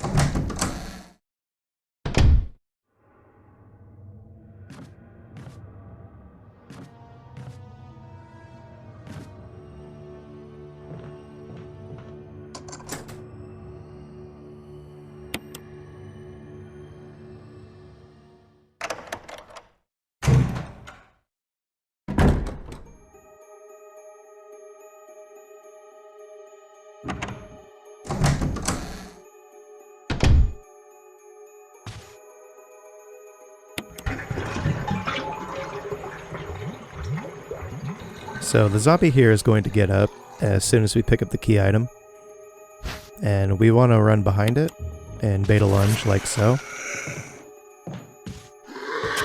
This will give us a more favorable position to begin circling in such a small area.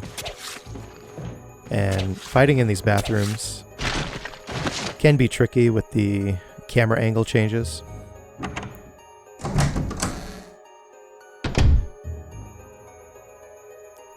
So you may have noticed something moving on the side of the screen there. And so in that room there's a zombie hanging from the ceiling. And that zombie we don't have to worry about in Chris's playthrough because it will never activate. However, in Jill's playthrough, when you grab that key item in the bathroom, the zombie falls from the ceiling. And that's an enemy that Jill has to deal with, but as Chris, we do not have to worry about it.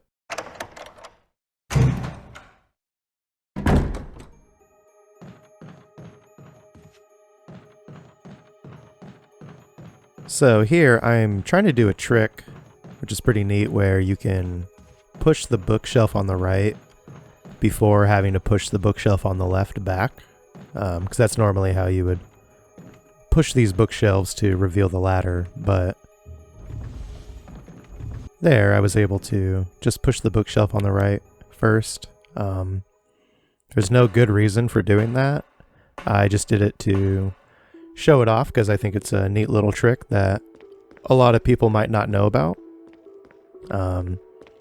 And I've heard that the trick can be done a lot easier on the PC version of the game because I'm playing on the console version, which runs at 30 FPS, and the PC version can run at much higher frame rates, and I believe that trick boils down to how often the game checks for collision, and you're able to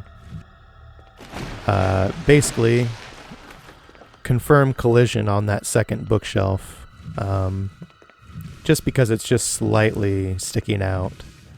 And so on the PC version, because the game is running at a higher frame rate, the game is checking for collision more frequently, and you're able to connect your character with the bookshelf easier. But anyway, it's just kind of all for fun and interesting to break down.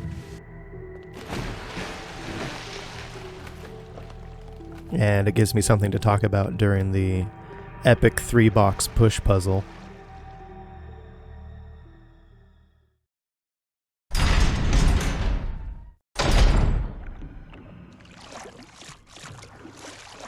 Richard! Chris! Chris, stop! No!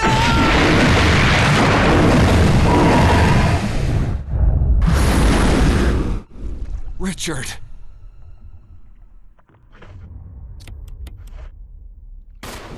Alright, so here are the shark type enemies in the game called Neptune. And there are two here we're going to take out with a handgun. You just need to stand in one spot and switch targets between the two as they approach. And as you shoot them, they'll swim away. And then there's a third Neptune here that's rather large. And we can't kill that one here. So we'll just take care of the other two and then move along.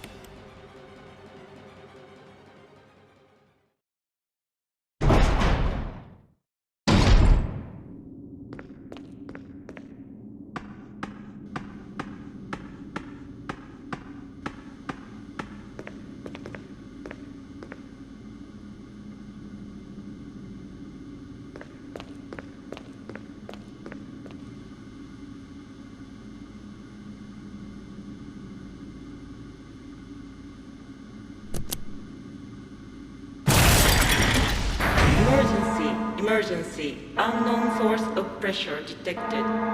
Locking all doors to achieve maximum safety.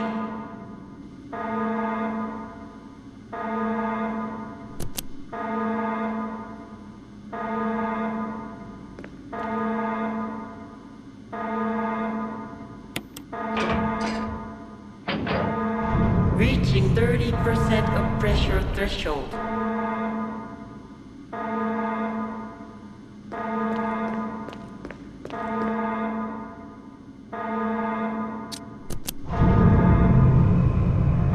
Reaching 50% of pressure threshold.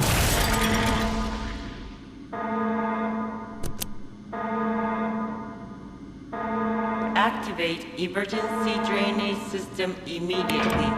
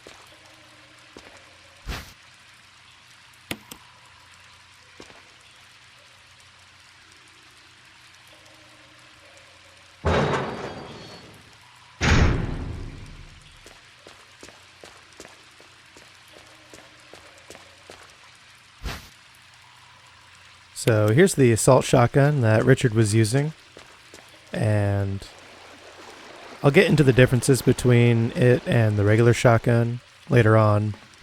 For now, we have the Neptune sequence here. Now, normally what you're supposed to do is push the generator into the water and then electrocute Neptune, but you can actually skip that by hopping into the water and circling left. And then we can actually kill Neptune, and we can just do it with the knife. Neptune won't fight back or do anything to try and stop us. This is kind of an arbitrary kill, I'll admit, but this is a pretty unique sequence, and kind of wanted to just show off the Neptune skip, and figured I might as well finish off Neptune since you can target it.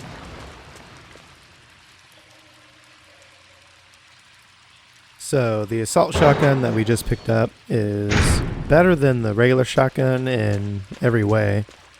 It deals more damage than the regular shotgun. I'm not sure exactly how much more it deals, and I'm not even sure how the damage for the shotguns are even calculated or measured, but it does deal more damage. It has a crit rate of 70% compared to 60%, and it has a capacity of 10 compared to 6. And something interesting to point out is, so it has the same property as the regular shotgun, where if we load up a save, the first crit is guaranteed, except that exact property is shared between the two shotguns. So when we load up a save, only one of them will have the guaranteed crit, and then making an attempt with the other one won't be guaranteed. So bringing around both shotguns, it's not a viable strat. And that being said, once the regular shotgun is depleted of its ammo, then we'll have no more use for it.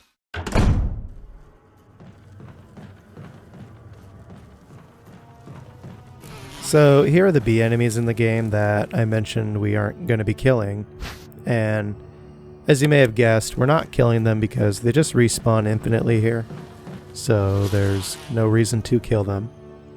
However, we will be technically killing them when we use the insecticide spray, which they'll stop spawning in the room after that. There'll be no more. But when we use the insecticide spray here, you'll notice that there are bees actually dropping in this cutscene. And what I believe is going on here is the game is actually counting these bees right here as dying, and counting towards the enemy killed count that the game tracks itself. So, with that being said, at the end of the video, I'm going to have a total of all the enemies killed in the challenge, and my total is not going to match up with the game's total at the end. My total is going to be less, and I think because that the game counts those bees as dying, that could be a reason why. But that's not the only reason. There's something else that I believe influences the kill count, but I'll explain what that is here soon.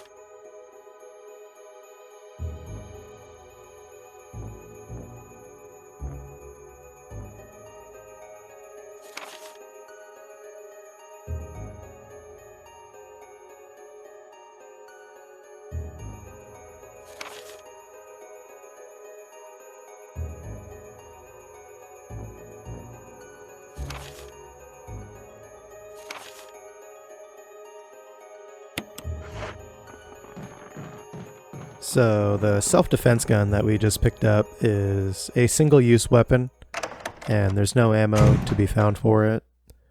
So we use it once and that's it. However, it does deal very high damage and will kill any enemy in the game with its one shot, which includes most bosses. I think some bosses are excluded from that, but I'm not entirely sure. But at any rate, even though it's one bullet, we'll take it. And this is the perfect time to take it with us, because here we're going to grab the other shotgun, grab our shotgun ammo, and we're gonna head back to the mansion for now and clear out the rest of the Crimson Heads that we need to kill before the mansion populates with hunters. And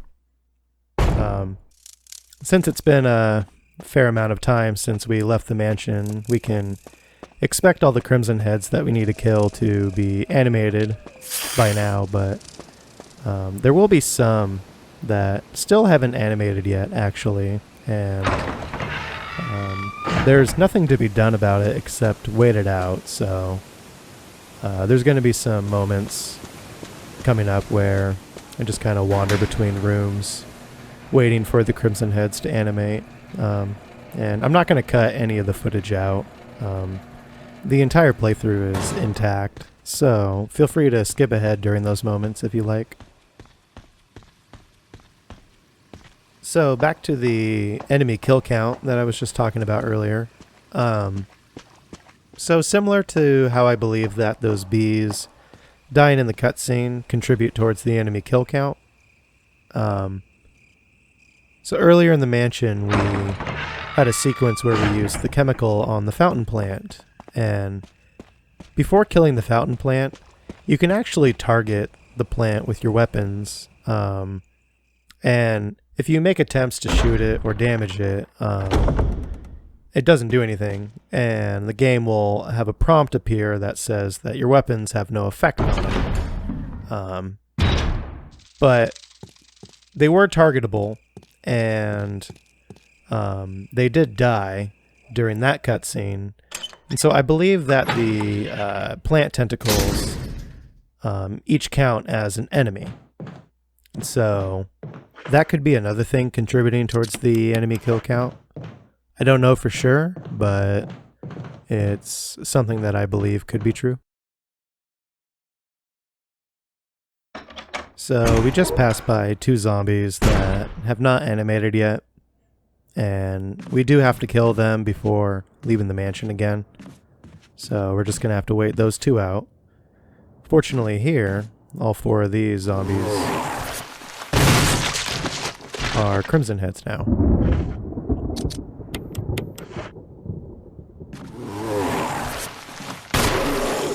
So I want to point out that when Crimson Heads are waiting to get up when you get near them, like these ones are,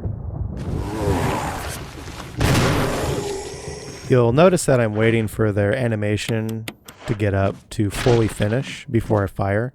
That is because if I don't,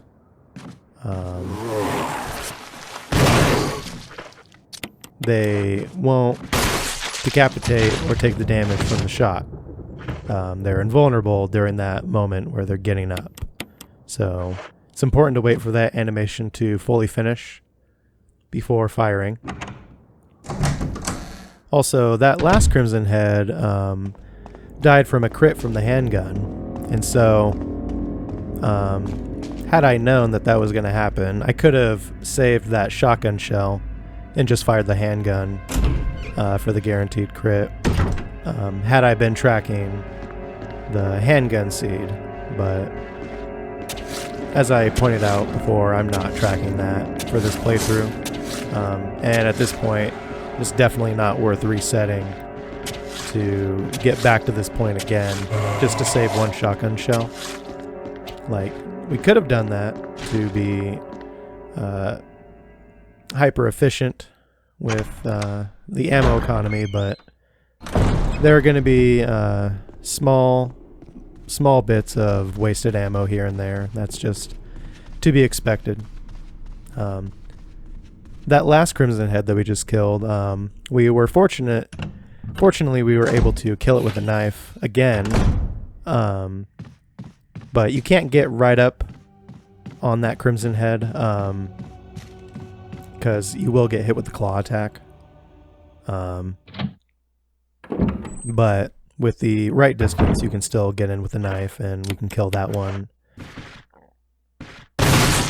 Kill that one knife only, and is going to be the only Crimson Head that we are able to kill, knife only. But that one in the art room is not on our priority list, but we might as well kill it while we're here, because we're going to have to kill all the enemies eventually. Also, this East Wing stairway that we just cleared out is on our priority list, and I clearly didn't remember killing the other two before, considering I walked around looking for them.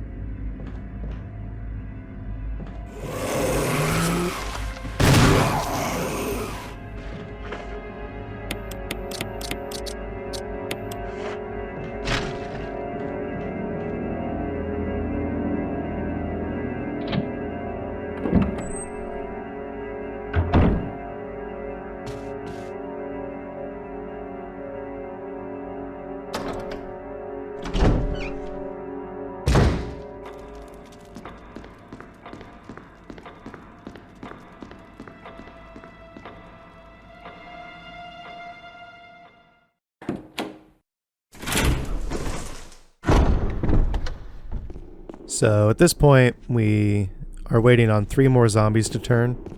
The 2 in the dark corridor and the 1 in the second floor dining room area. And I'm just going to be running back and forth between the 2 areas to kill time, waiting for them to turn. Something I didn't talk about earlier, I guess I can take this time to talk about, is there's a weapon that Chris does not get that Jill does in her playthrough, and that is the grenade launcher. And it's kind of debatable whether this is a good or bad thing that Chris does not get the grenade launcher, because I think generally the grenade launcher is better than the shotgun.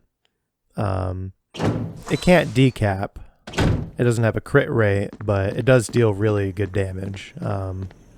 But the grenade launcher has 3 different rounds you can use, And if you're trying to carry around the grenade launcher with its rounds, you're going to need some inventory space, and that's something that Chris doesn't have very much of compared to Jill. So Jill has the luxury to carry around the grenade launcher and some of the extra round types that go along with it, even while carrying the shotgun at times. So I'm kind of glad that Chris doesn't get the grenade launcher. I think it would be a much harder time routing everything out to include that. So without the grenade launcher, routing ammo management with Chris is more streamlined.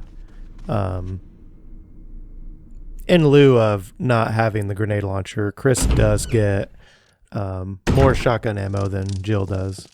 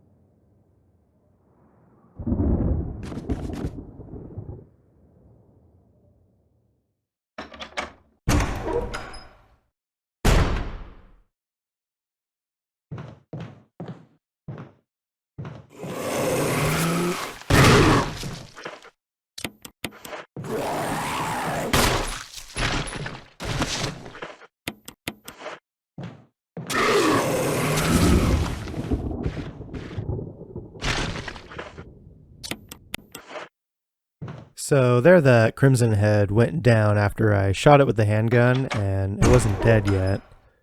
And this is what I was talking about when enemies can fake their death, and is why I'm making sure that every enemy that I kill with the shotgun or loaded weapons is actually dead. Although you can just listen to whether they make their death cry or not. Like, the Crimson Head went down and didn't make any sort of noise, but I still double check anyway because I don't want to leave any enemies unkilled.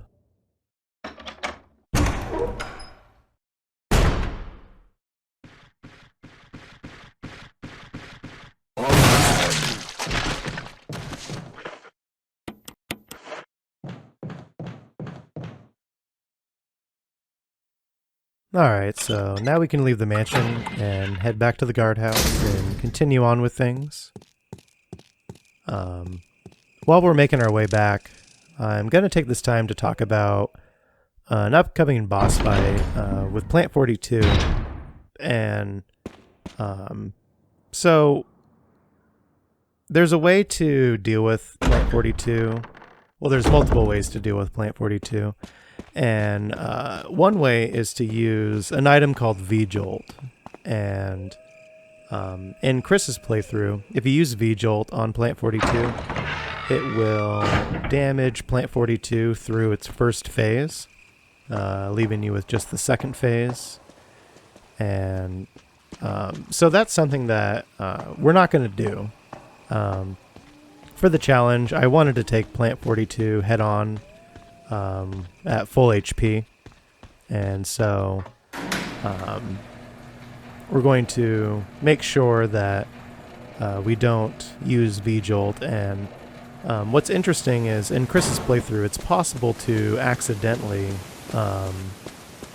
force that sequence. So there's a note that you can read in the guardhouse that will the lore explains what V-Jolt is, and once Chris is aware of this lore, then when you go to fight Plant 42, the fight gets interrupted, and Plant 42 will pick up Chris and hold him hostage, and then Rebecca, you take over as Rebecca, and you're forced to use the V-Jolt. So, but anyway, we're going to make sure that that doesn't happen, and we're going to be fighting Plant 42 head-on. And with that, we're going to do some inventory management here, and then we're going to be making our 7th save before moving on.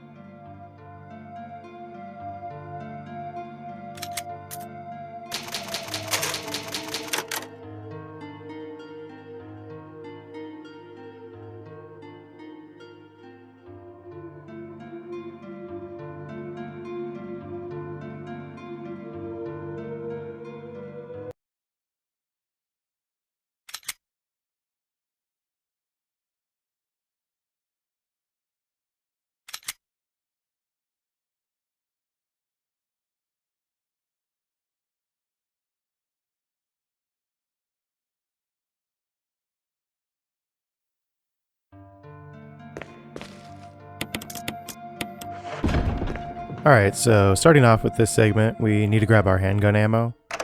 I had forgotten to leave it in my inventory when preparing for this segment, but we will need it for the upcoming boss fight with Plant 42.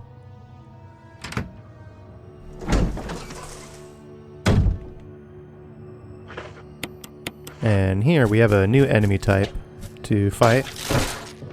These are web spinners. I hope they're not arachnophobic.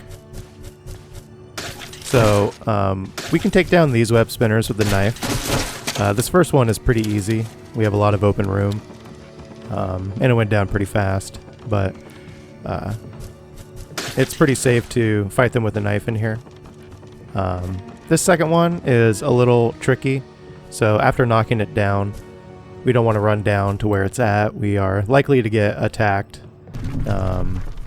So I don't have the best strat for it, but I usually lure it up to the top of the staircase right here and then begin attacking.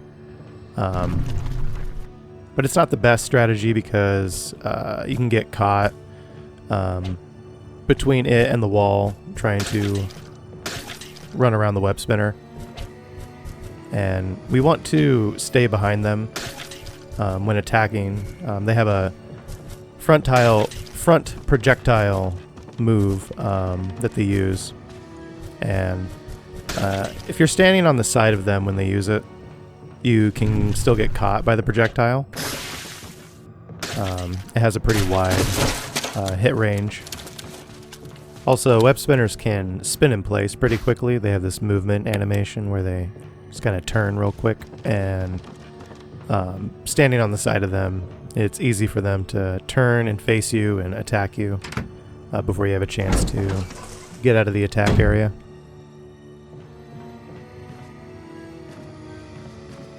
So earlier I forgot to mention that the 3 Neptune, the shark enemies that we killed in the basement, those are the only times that we'll see those enemies in the game. So yeah, just the 3 of them. Easily the most short-lived enemy in the game. Also, earlier I mentioned the V-Jolt sequence and how that gets started.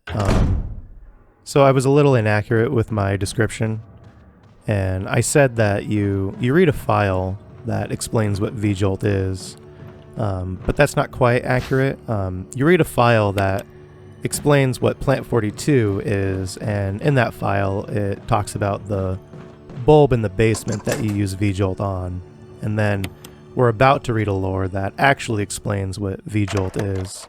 But this will not trigger the sequence alone. You need to read the Plant 42 report in order to initiate it.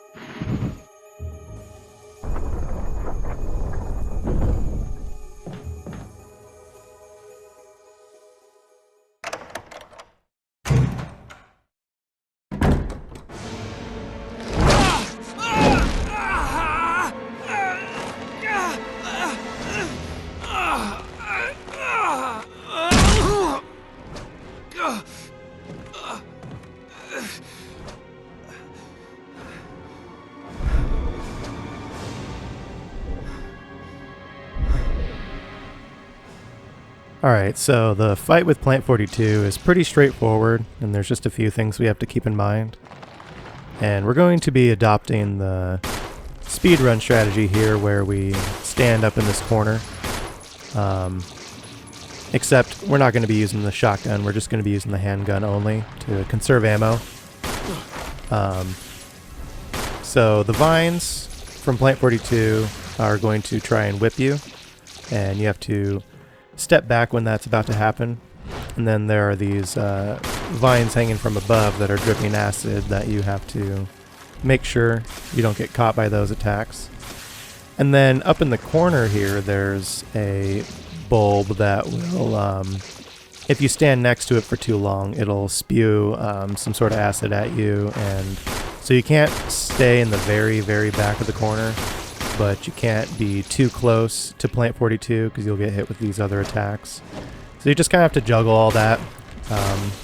And then we have to listen for when the bulb opens and closes, and then begin firing. And with the handgun, you can utilize the quick shooting mechanic that I had talked about earlier. And it looked like in this fight, I got my quick shots off pretty good. So that was nice. And it looks like I only got hit with one vine attack that I had terribly misjudged. But other than that, the fight went pretty good. So I'm pretty happy with how this one turned out.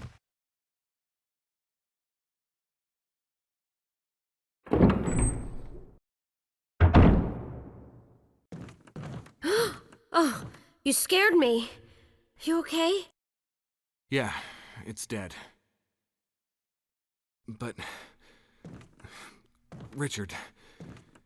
he's... gone.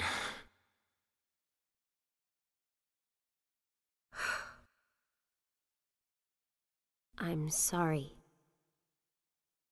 It's my fault. I should have watched out for him. I found a pharmaceutical room. I think I can come up with something useful. I'll be there.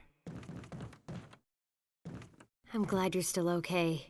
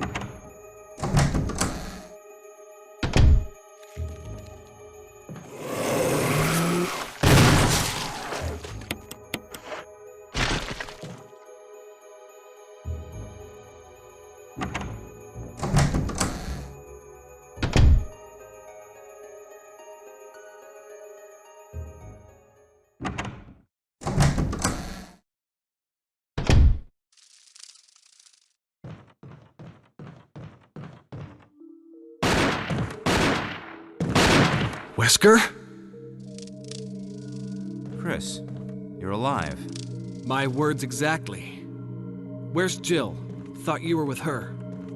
Yeah, I know. We got separated. I see. Anyway, we better find a way out of here before we turn into zombie food. Got any suggestions, Wesker? We should get a better grip on the situation. There must be areas still to be explored in that other mansion. Chris, you to check them out one more time. I'll continue my investigation here. Sure thing.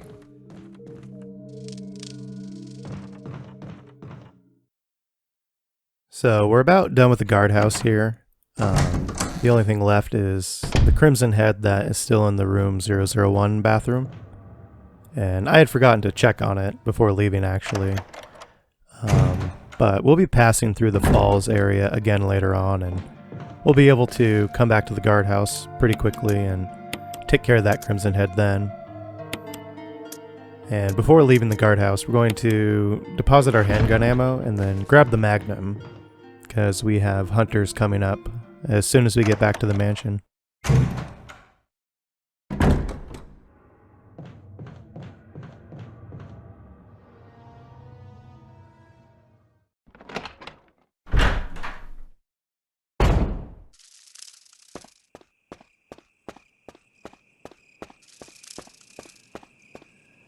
This is Brad.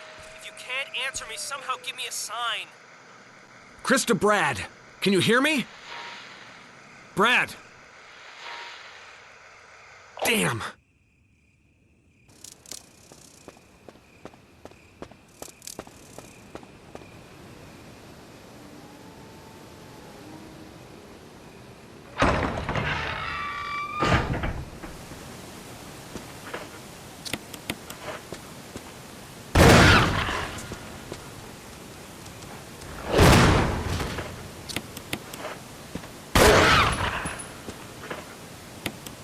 So these two Cerberus are the last ones that we'll be killing in the game, bringing our total killed to 13, which is a pretty fair amount.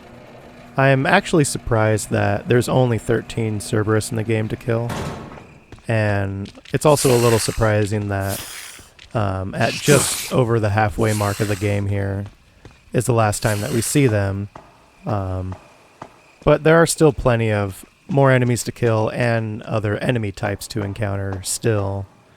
And I do appreciate that the game doesn't just put every kind of enemy in just about any area of the game. Certain areas have certain enemy types kind of prioritized for that area, and I do appreciate that aspect about this game.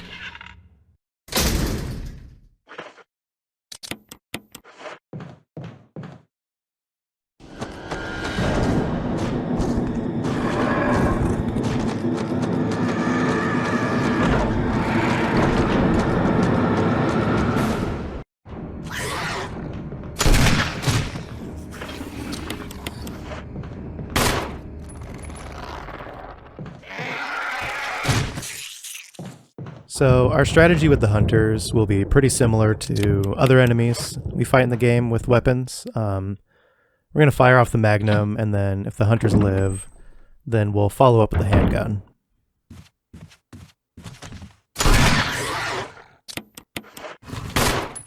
And when we do follow up with the handgun, you want to be quick.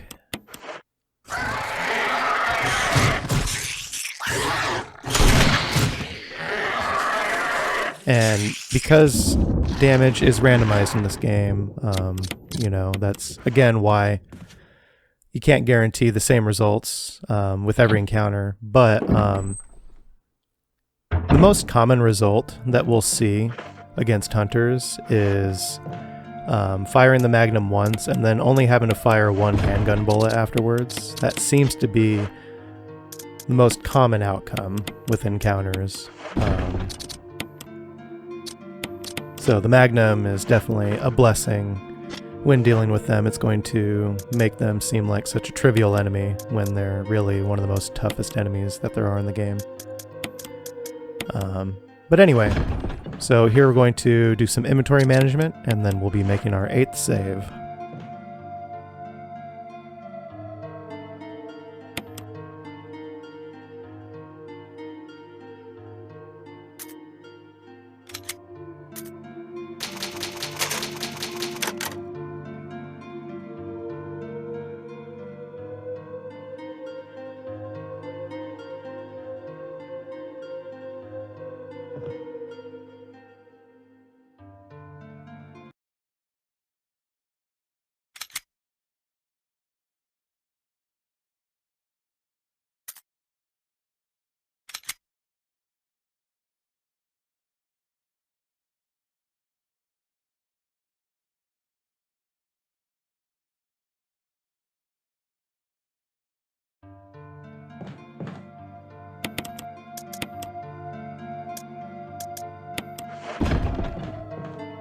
Alright, so looks like I had forgotten to deposit the Magnum when preparing for this segment. We need to put it away for now so we have enough inventory space to pick up some key items. And we're not going to be encountering any hunters for a while, so we don't need it.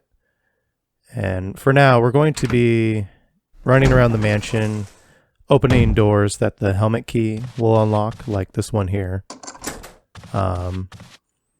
And then also cleaning up some Crimson Heads that we have yet to kill.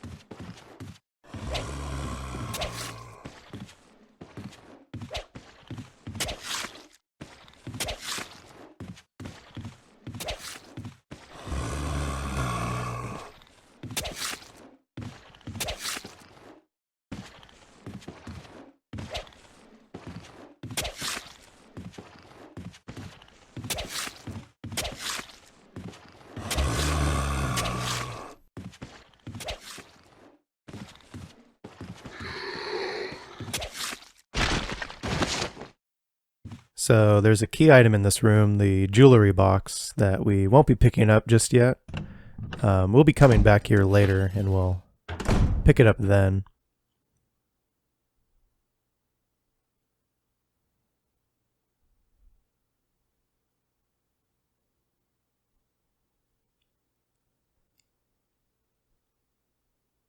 Okay, so you may be wondering why I'm just standing still here.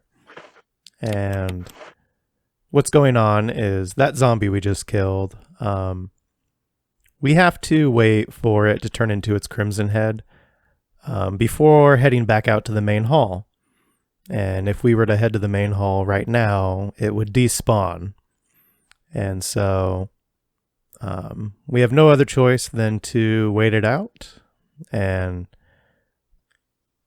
we only had to wait about 10 minutes here, which isn't too bad considering it could take a lot longer. I think the longest I've had to wait in previous playthroughs of this challenge was like 20 minutes.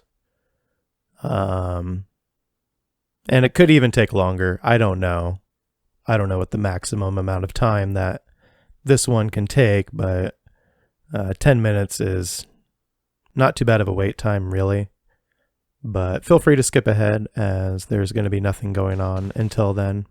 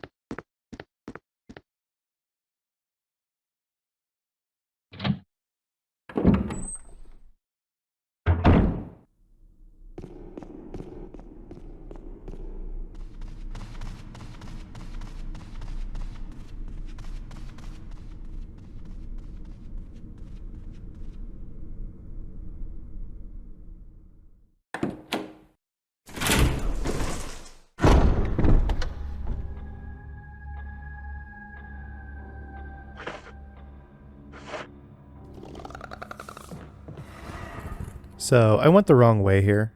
There are 2 hunters in that area, and we don't have the Magnum, so we want to avoid that for now. I think after waiting for that Crimson Head just a bit ago, I kind of forgot where to go next for the route.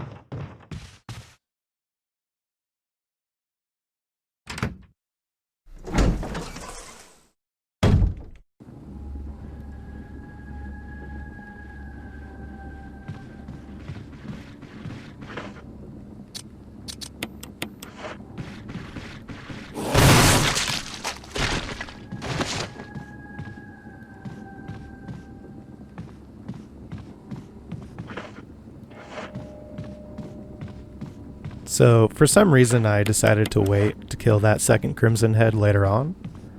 I'm not sure why I made that decision, and I can't think of any good reason why I would have made that. I have plenty of shotgun ammo, handgun ammo, and health, and I don't need to reserve any ammo for anything coming up, but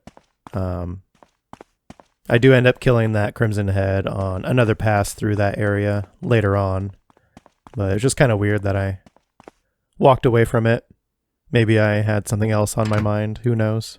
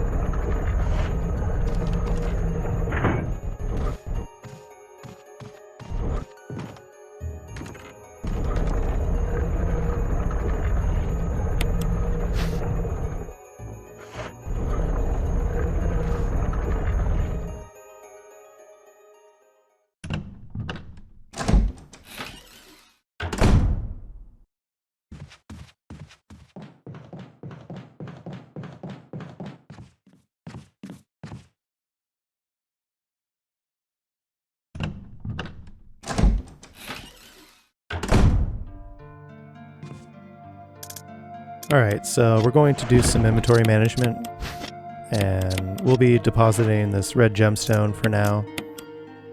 And then we're going to grab our Magnum and the 3 Magnum rounds as well, because we have hunters coming up again, and there's definitely going to be a lot of them to kill.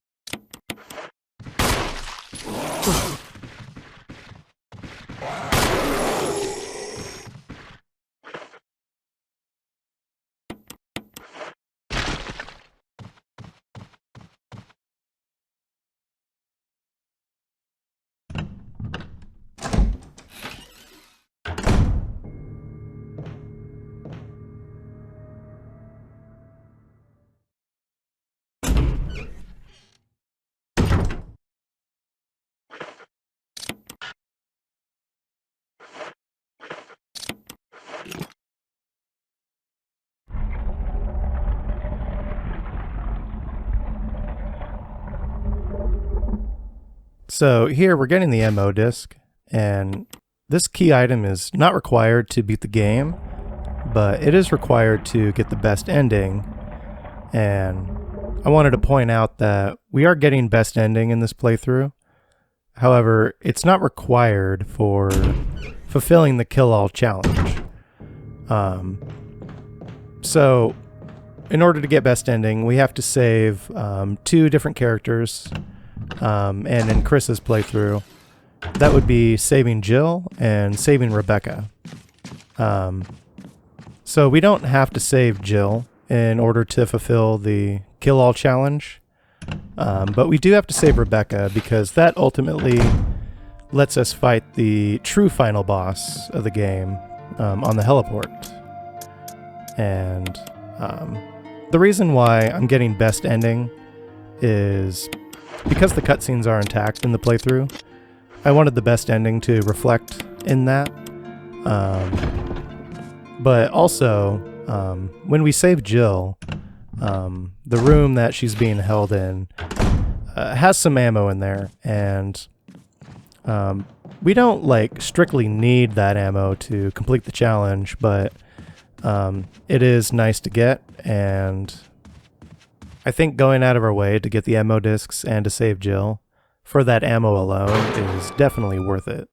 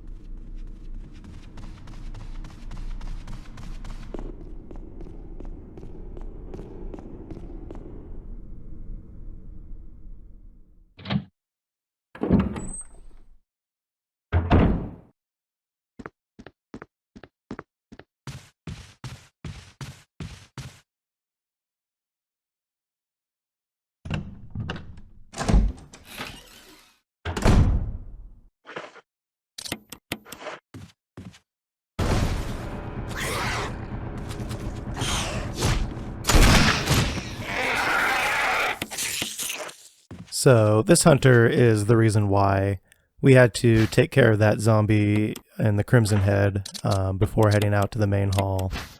Because when we return here, we get ambushed by that hunter.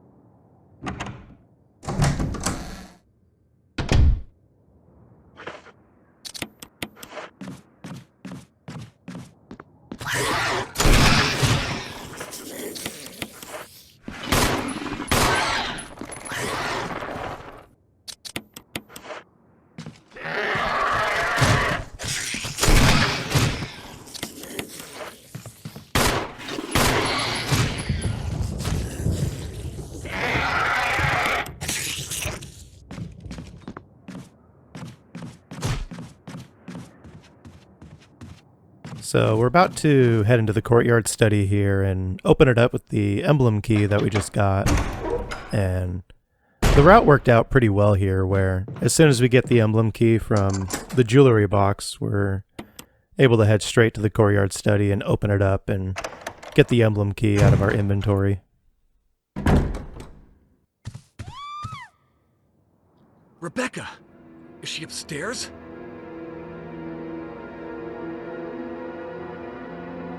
So after this room, we have to go save Rebecca, and she's in the small library on the second floor. And we're going to be killing a hunter that is attacking her. And that hunter is one that is exclusive to Chris's playthrough, because saving Rebecca only happens when playing as Chris. So that's one additional hunter that Chris has to deal with that Jill does not.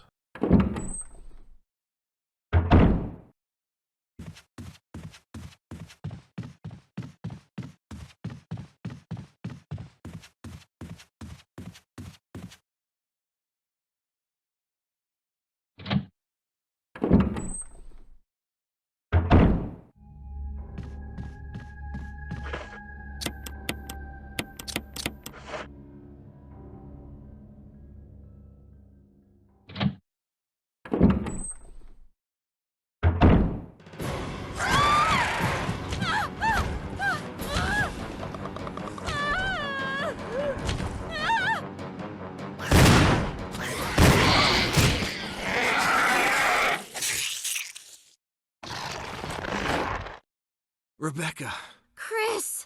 you okay? I didn't mean to get you worried. We can't stay here any longer. We have to get to the others and find a way out of here. You with me? Yes.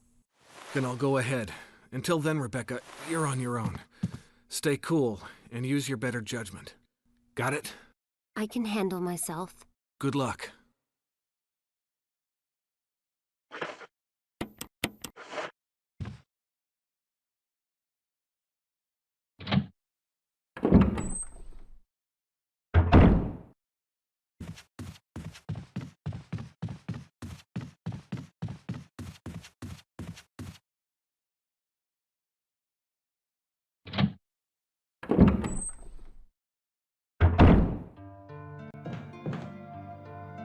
Alright, so we're going to do some inventory management here. Just going to put away the magnum and the metal object and reload our weapons. And then we'll be making our 9th save before moving on.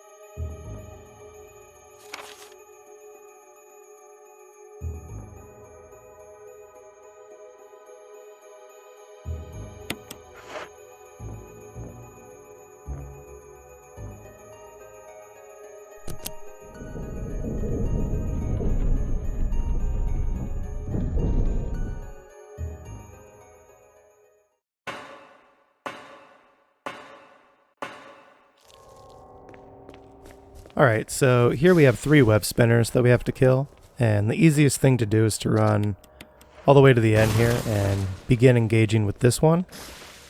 I find that if we try to fight the other 2 first, then this one will end up making its way over and we kind of get double teamed. And then we're going to be using the shotgun on these ones, following up with the knife. And there, I ran the wrong direction, and when you fire the shotgun at them, and they do that flip, they'll always do a 180 flip. So when they get back up, they'll be facing the opposite direction that they were. So you can anticipate that, but I just made the mistake of running the wrong way, and got poisoned. But luckily there's a blue herb in the very next room, so getting poisoned is very minor, not a big deal. And yeah, I decided to use the shotgun on these ones to take care of them faster, because it could be easy for the others to make their way towards you and get ganged up on. And I opted to follow up with the knife rather than the handgun, since Chris can do pretty good with the knife. I believe in my Jill playthrough of this, I used the handgun after the shotgun because it was much safer to do it that way as Jill.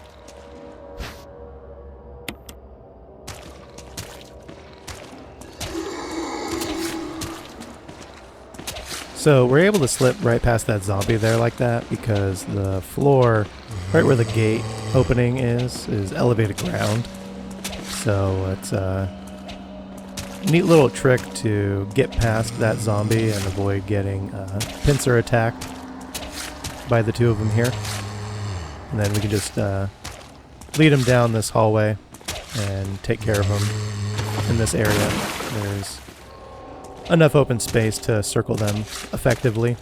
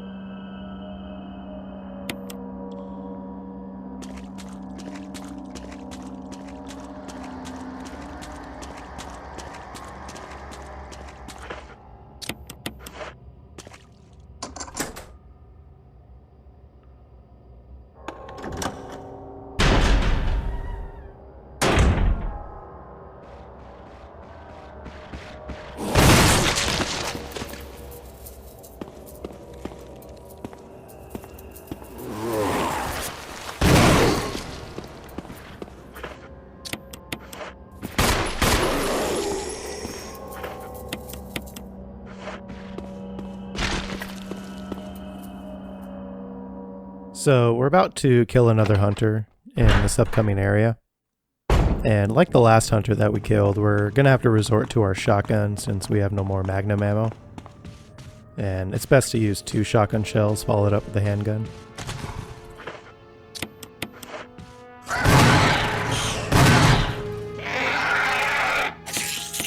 Trying to take a hunter down with only 1 shotgun shell followed up with a handgun is not an effective strategy.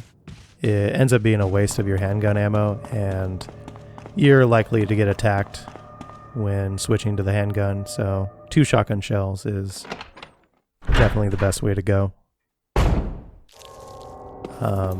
Also, I want to point out in this area, we're about to walk by a zombie laying on the floor, right there, and that is another decoy zombie that we don't have to worry about, and that will be the last decoy zombie that we see in the game.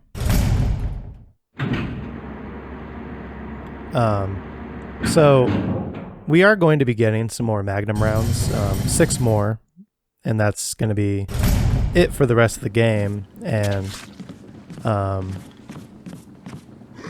we could have waited to kill the last 2 hunters that we did until after getting the magnum rounds that we will get. And it would have been more efficient for the ammo economy, but I believe for the overall route, it was just much better to take out the hunters when we did.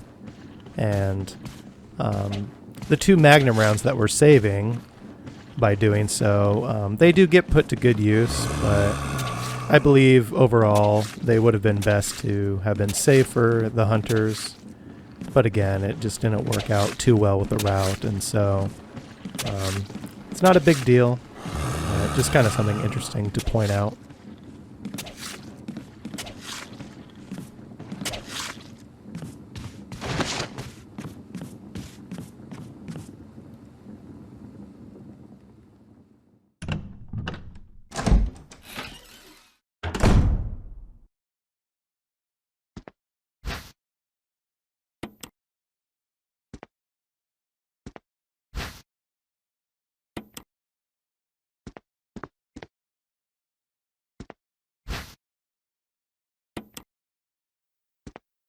So we're going to leave this battery behind for now. We don't have the inventory space for it at the moment.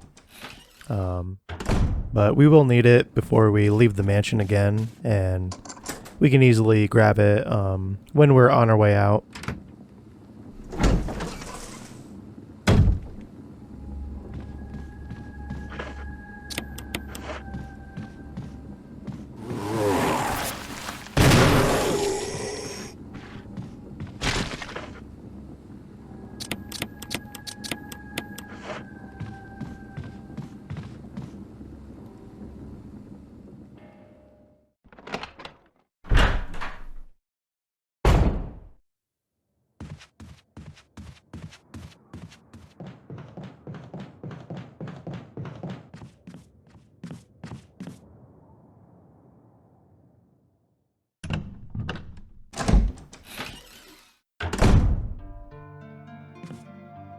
So here we're going to drop off the last book and then grab the crank, because we'll need that coming up soon. And then we'll reload the Magnum. But we're going to put the Magnum back away and grab our shotgun and handgun ammo, because we won't need it per se, but we'll be expending some shotgun and handgun ammo soon for the upcoming boss fight, so we can just hang on to that small remainder and load it into our weapons after the boss fight.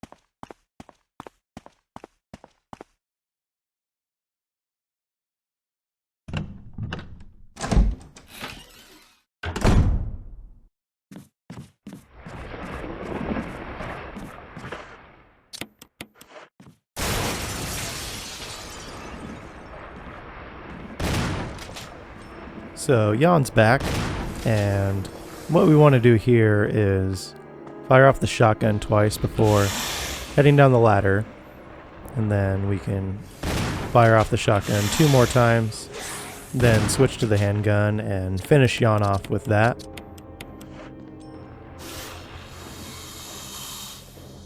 And I end up making a pretty big mistake here. So I didn't wait to make sure that Jan was going to be going in behind the bookcase, and then I ran out directly in front of Jan and took a couple of attacks here.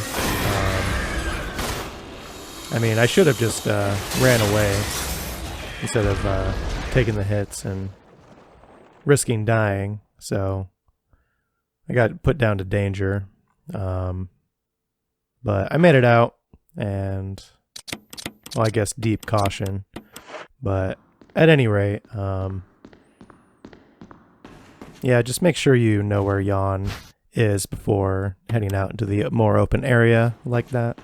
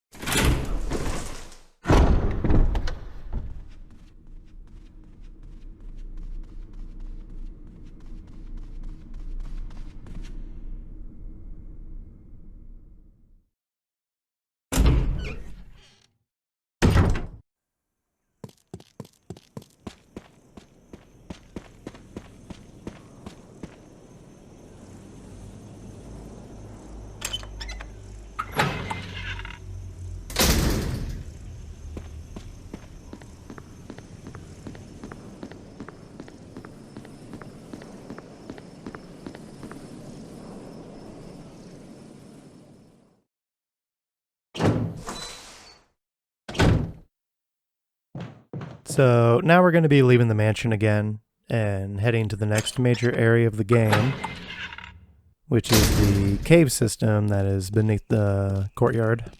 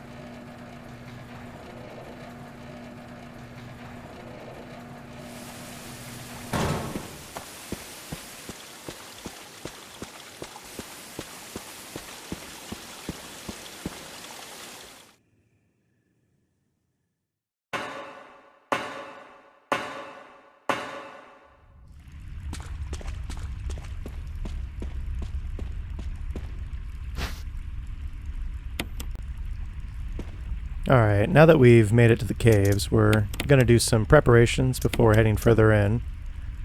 We'll drop off all our key items that we have, and the shotgun as well, because we won't be needing it for the caves. But we will be needing the Magnum, because we do have some hunters that we're going to have to deal with. And with that, we're going to make our 10th save before heading further in.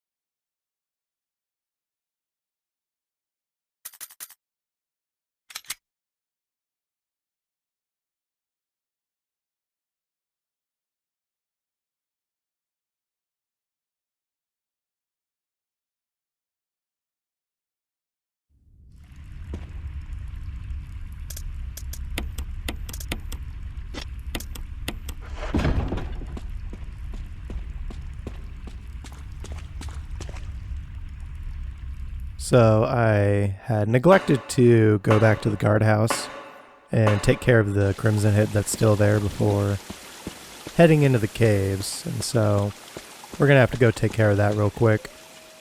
Not a big deal. But the upside here is we just loaded up our save, and so the Crimson Head will get a guaranteed decap from the shotgun, and until the next segment we won't have any more Crimson Heads to deal with, so I guess it worked out.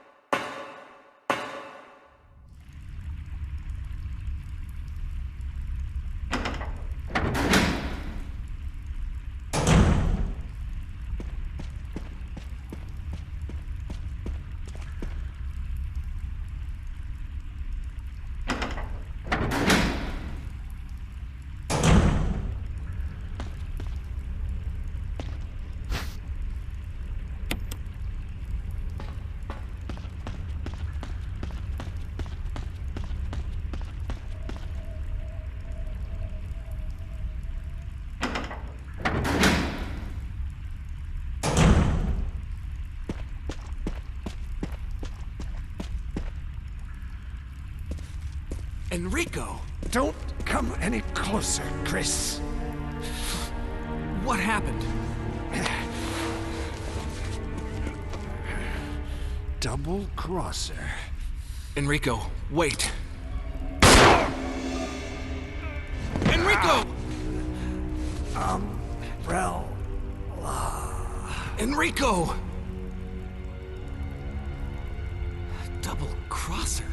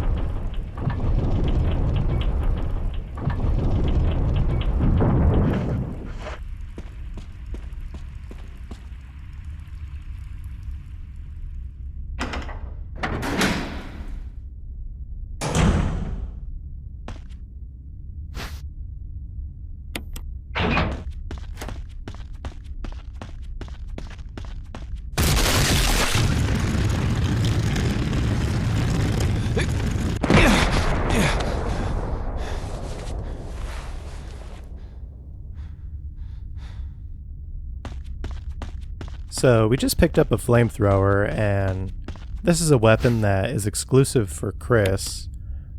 Jill does not have access to this weapon. But the flamethrower acts as a means to open the door that we just came through and a door coming up, so we can't take the flamethrower out of this immediate area, but we can use it here.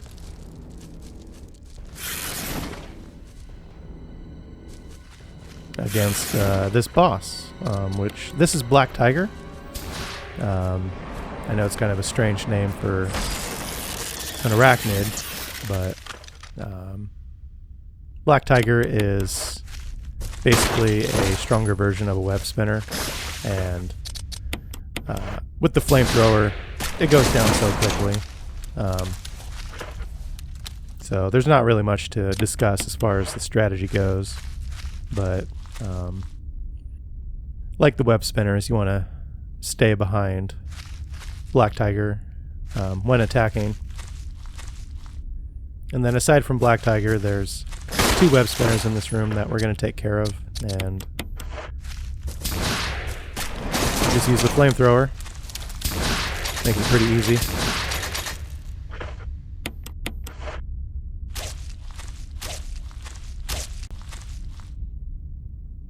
Also, that's the last time that we'll be encountering web spinners for the rest of the game.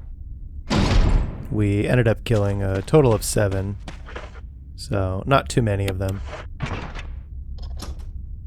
And then here, so yeah, we have to set the flamethrower down there in order to open up this door. And we can leave the flamethrower there when heading back out through the other door where we initially picked up the flamethrower. It doesn't matter which one it's set in. Both of those doors will be unlocked as long as the flamethrower is set in either of them.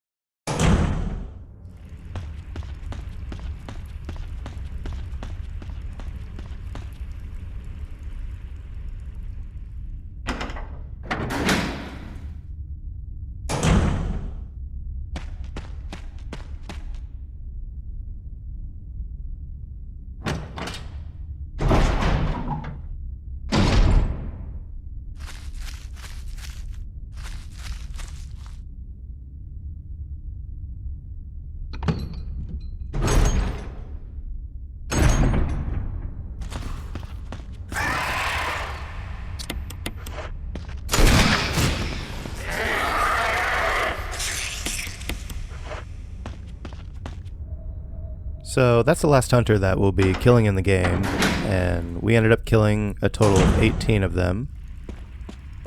And that hunter in particular is one that only appears in Chris's playthrough. In Jill's playthrough, it just simply does not appear in that room for whatever reason. But and so Chris ends up killing 2 additional hunters that Jill does not. And we have no more enemies to encounter in the game that is different between Chris and Jill's playthrough. And so to recap all those enemy differences, Chris had 2 additional zombies to kill in the mansion, but 1 less zombie to kill in the guardhouse than Jill.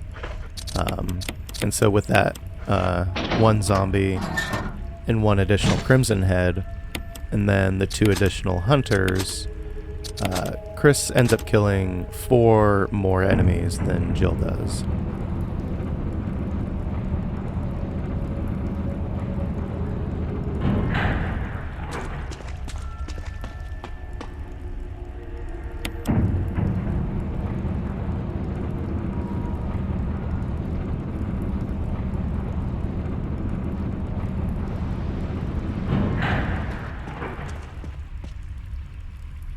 So in this next area, we're going to be encountering Lisa Trevor again, and we're just going to be running by.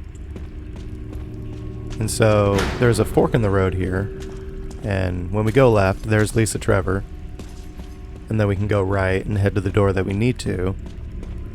And what's going on there is when you go left or right at the fork, you influence which direction Lisa will spawn. So when you make the camera angle change, Lisa will spawn in the direction that you are heading. And so, since we need to go right, we can force Lisa to spawn left and then go the way we need to and easily avoid Lisa in that area. And we'll be utilizing this trick in our few pass-throughs of that area down here. And again, Lisa can't be killed, so there's no reason to engage her.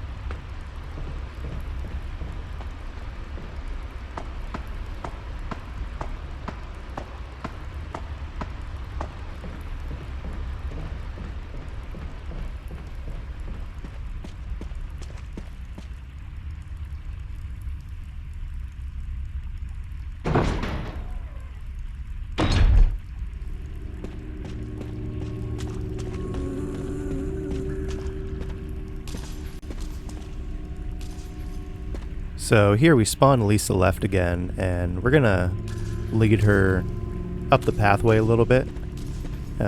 When we pull this lever, there's a mechanism that we have to go set the broken flamethrower in, but we have a short time limit before it will retract again.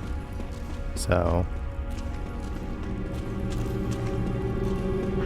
this just makes it as easy and safe as possible, so that when we go set the flamethrower in, Lisa doesn't try to cut us off when doing so.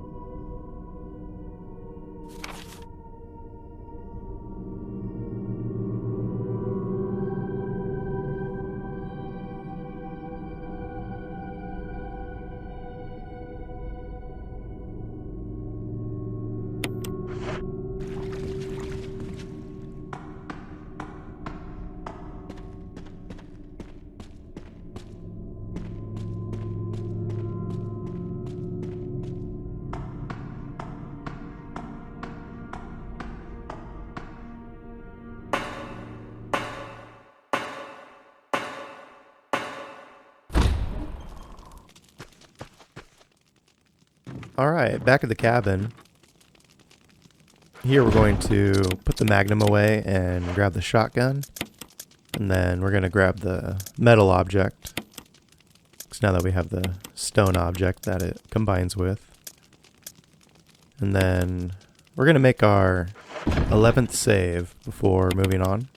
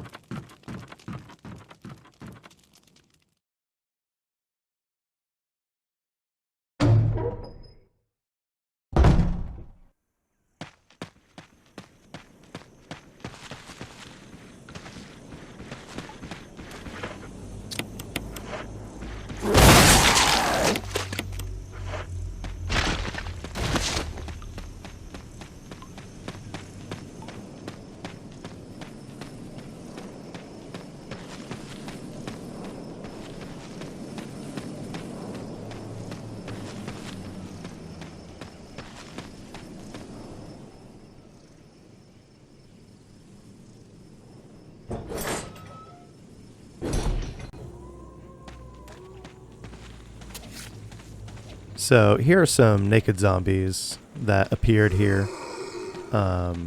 We haven't seen this kind of zombie in a while, not since the graveyard.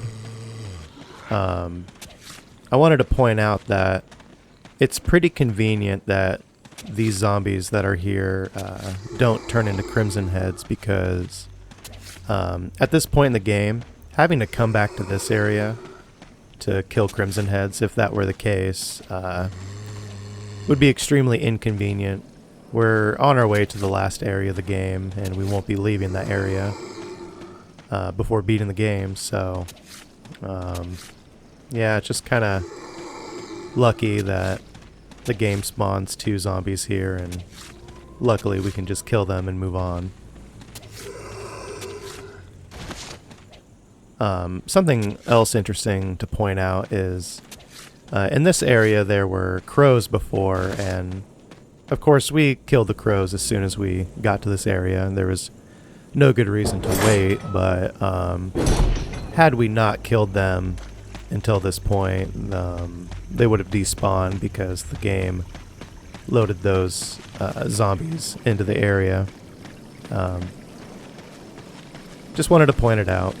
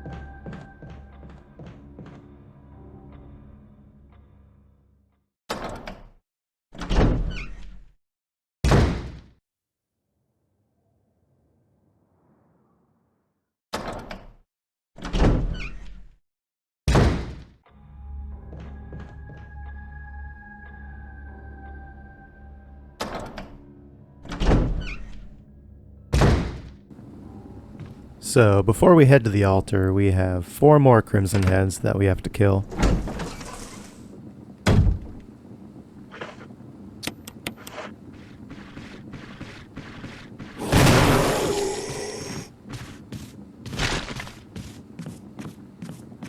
So, that Crimson Head that I just shot, I didn't check if it was actually dead or not, but as I pointed out earlier, you can listen to whether or not they make their death cry. And that one did make its death cry, so it definitely did die. But in that moment, I don't believe I was sure, and I definitely just forgot to check. So I got a little lucky there.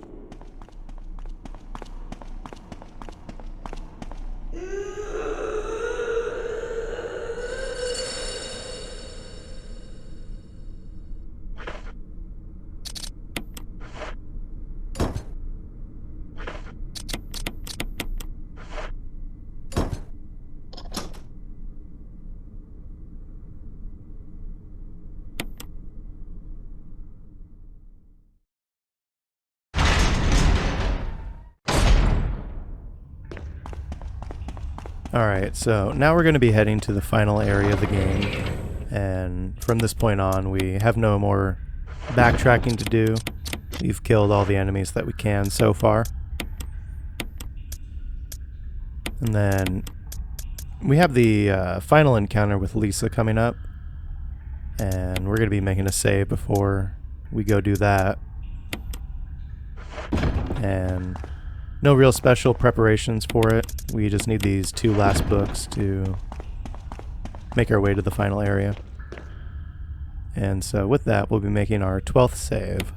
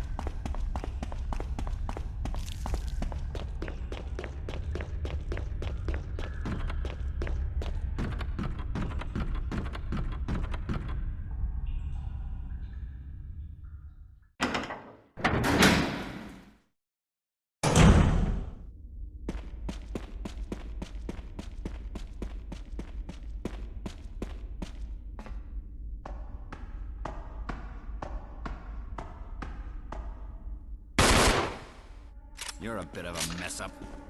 Chris, take a piece of the action. Alright, so the encounter with Lisa here has a few different things going on with it.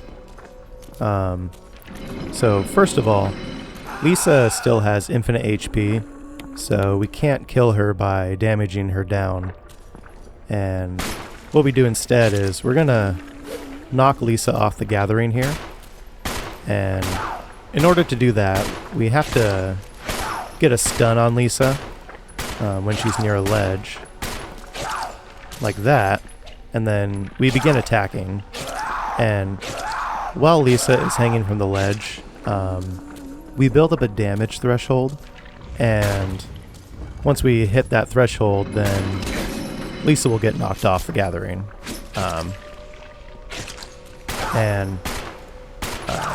Wesker is here assisting us, and his handgun doesn't do very well. In Jill's scenario, Barry's the one helping her out here, and Barry has his Magnum, and each shot with Barry's Magnum makes a stun on Lisa. Here, we just have to wait until we get enough shots in and get the stun. And this fight was pretty lucky, actually, with how often we got Lisa stunned and hanging on the ledge there.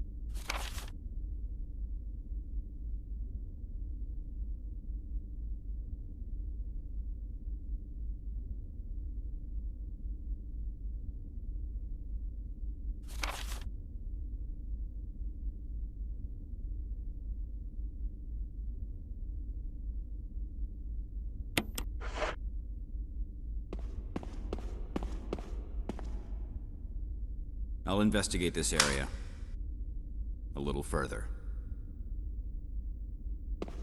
So yeah, despite how fast that fight went here, it was just lucky, and there's a lot of things that can go wrong with that fight.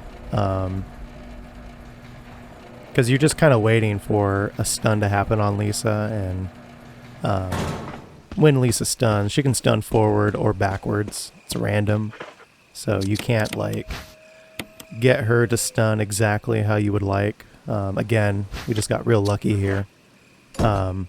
Also, Lisa hits pretty hard. I got knocked down to danger, so I was one more hit away from death.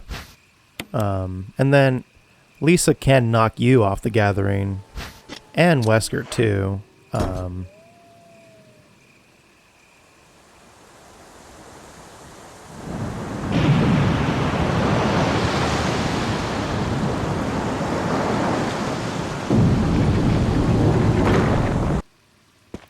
It doesn't matter if Wesker does get knocked off or not. Regardless of that happening, he will appear later on. So, which is kind of strange, but it's whatever. But anyway, one last thing I want to point out about the fight is we have to push those 4 stones off in order to open up the coffin. And if we push them all off before knocking Lisa off the gathering, then Lisa will just jump off herself in the cutscene, and I'm not counting that as killing Lisa. I think knocking her off ourselves is more fulfilling for the kill-all challenge. But anyway, here we are at the labs, and before we head further in, we're going to make our 13th save.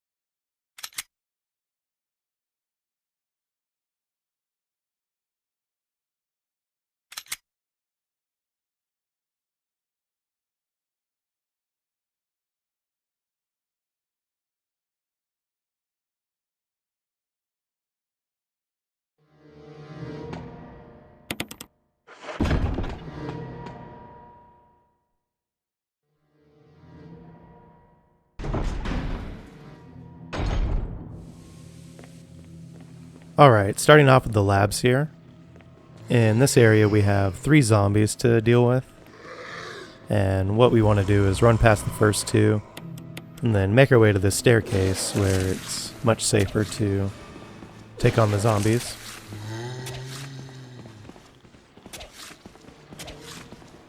And so the zombies here in the labs will turn into Crimson Heads much faster than they have before. Because this is the last area of the game, these ones are programmed to turn much sooner than we've been seeing them turn. And these 3, we have until we're about to leave the labs to take care of them. They can't despawn, but there are some zombies here in the labs that can despawn. And there are 2 rooms specifically that will despawn the zombies in them at certain points, and each room has its own separate reason for it happening, actually. And so I'll just point them out as they come up.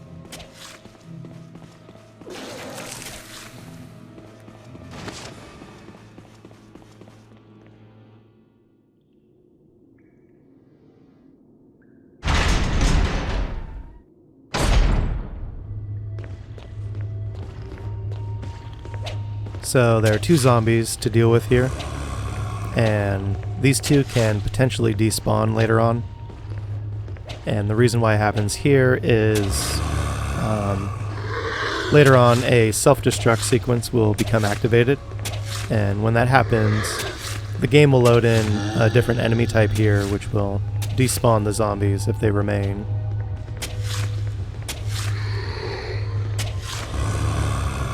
we also want to try to take out the Crimson Heads that they'll turn into sooner than later, because in this area we're going to pass through it later on with a fuel canister, and in that sequence we can't run and we can't use our weapons. Otherwise we risk the fuel exploding, actually. And so, if possible, we'd like to take care of the Crimson Heads here before having to make that pass through.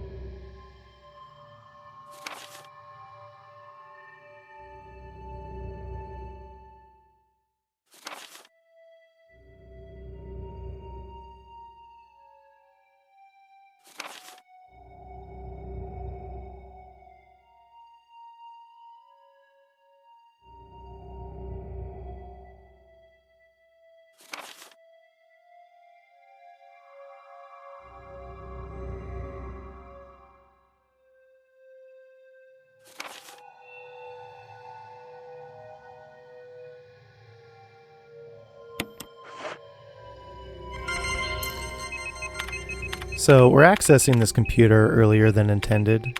We're supposed to learn all these credentials in a room later on and then come back, but it's not required. Also here, I wanted to show off a fun Easter egg.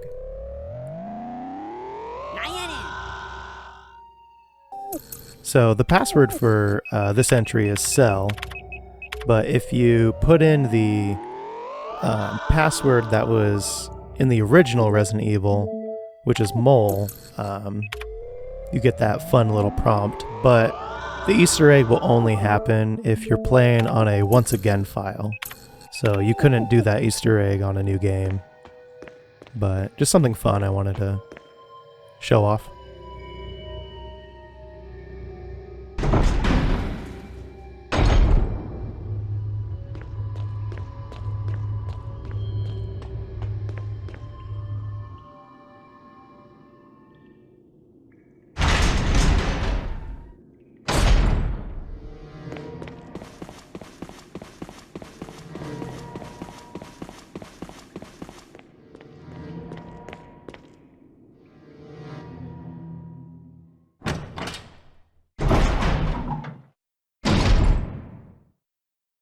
So here we're going to enter a passcode into this terminal, and this is another thing that we are doing earlier than intended. What we're supposed to do is bring the slide filter into this room and then use that to deduce the passcode from one of the slides, but again, that's not required.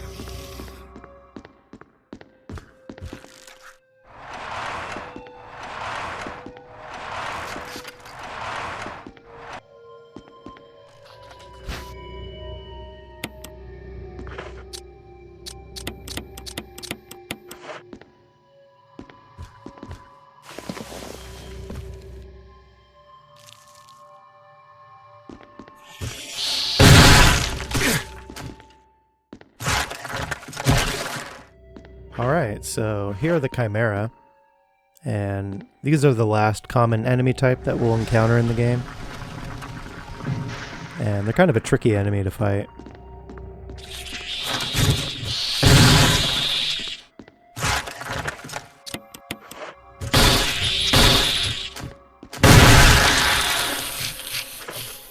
So, like a lot of enemies, we'll fire off the shotgun and then follow up with the handgun. Chimera are susceptible to decapitation, and the shotgun can decapitate them as well, even though we're not aiming up. That first one, its head blew clean off. But as you may have noticed, that its attack still connected with me, so they're the kind of enemy that in the middle of dying, they can still attack you. So you have to be really careful when engaging them.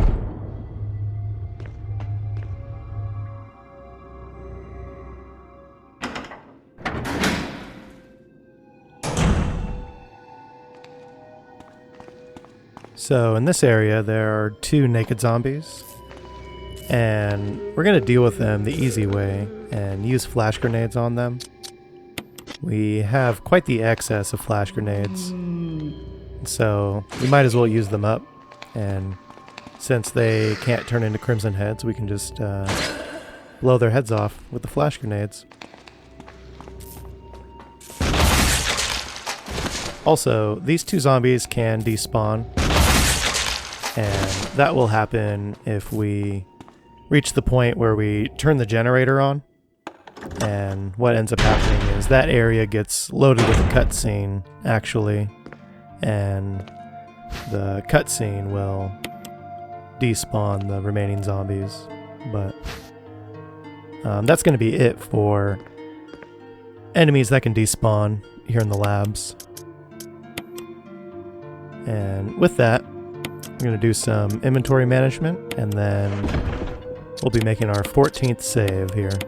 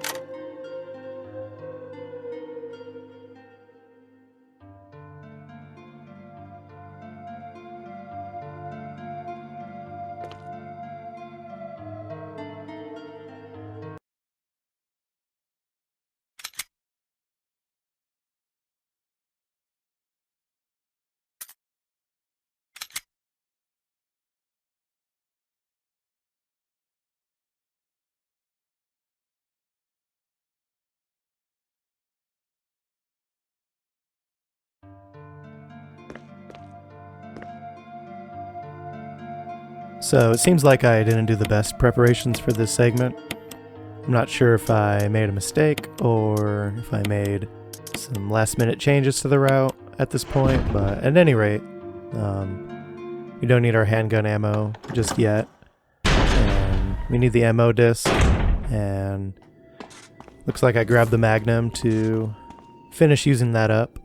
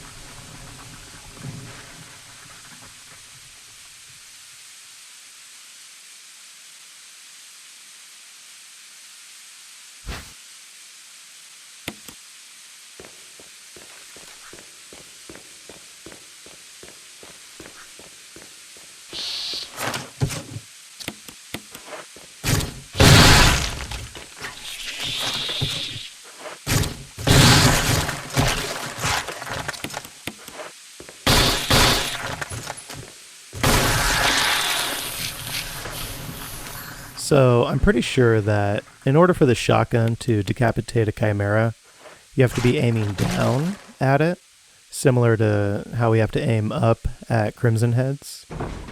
And that might be the case for Cerberus too. If we aim down at Cerberus, then the shotgun can decapitate them. But I don't know, actually, and I'm actually just kind of thinking about this as I'm recording this commentary.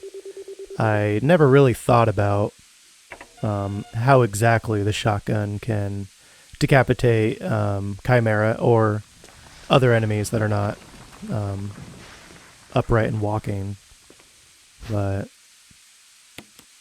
based off what I'm seeing, it might be true.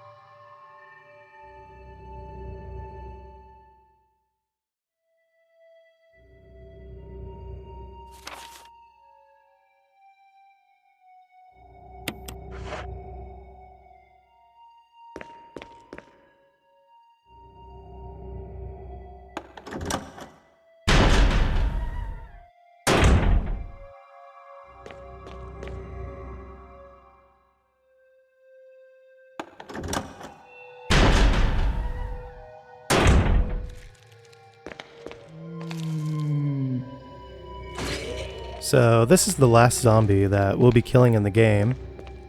We only have Crimson Heads and Chimera left for common enemies from here on out. And we ended up killing a total of 48 zombies. 7 of them were naked zombies and 41 of them were regular zombies.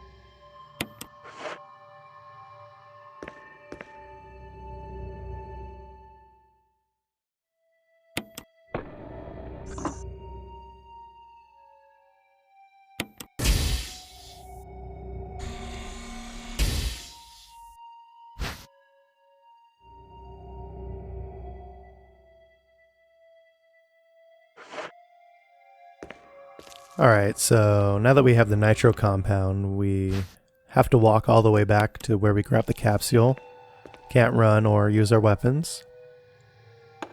And luckily the 2 zombies that are in the O corridor haven't turned to Crimson Heads just yet, so we can make our way through here safely. But on the downside, looks like we might have to wait for them to turn before finishing up the labs.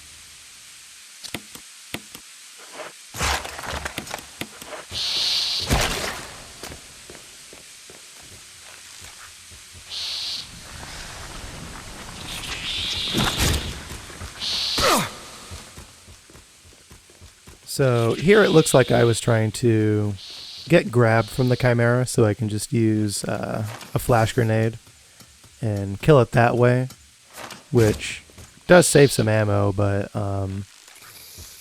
it's very risky, and I got hit a few times, and to be honest, I'm not even sure why I decided to do it.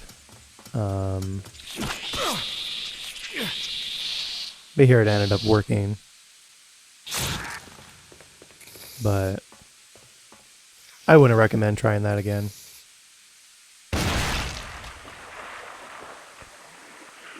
Only if you see the opportunity, like if the Chimera jumps up on the ceiling, just start running underneath it. But while it's on the ground, it's not a good idea to try to run around. It moves pretty fast.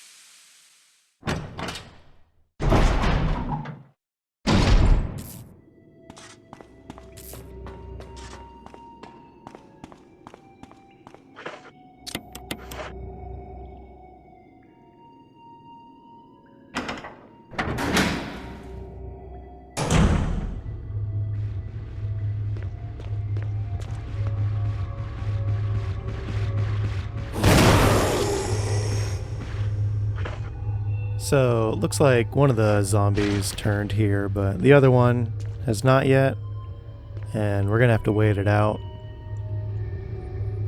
And now that I'm thinking about it, I think the reason why I was trying to get grabbed by that last Chimera was to save the 2 shotgun shells for these 2 Crimson Heads specifically. That would make the most sense. And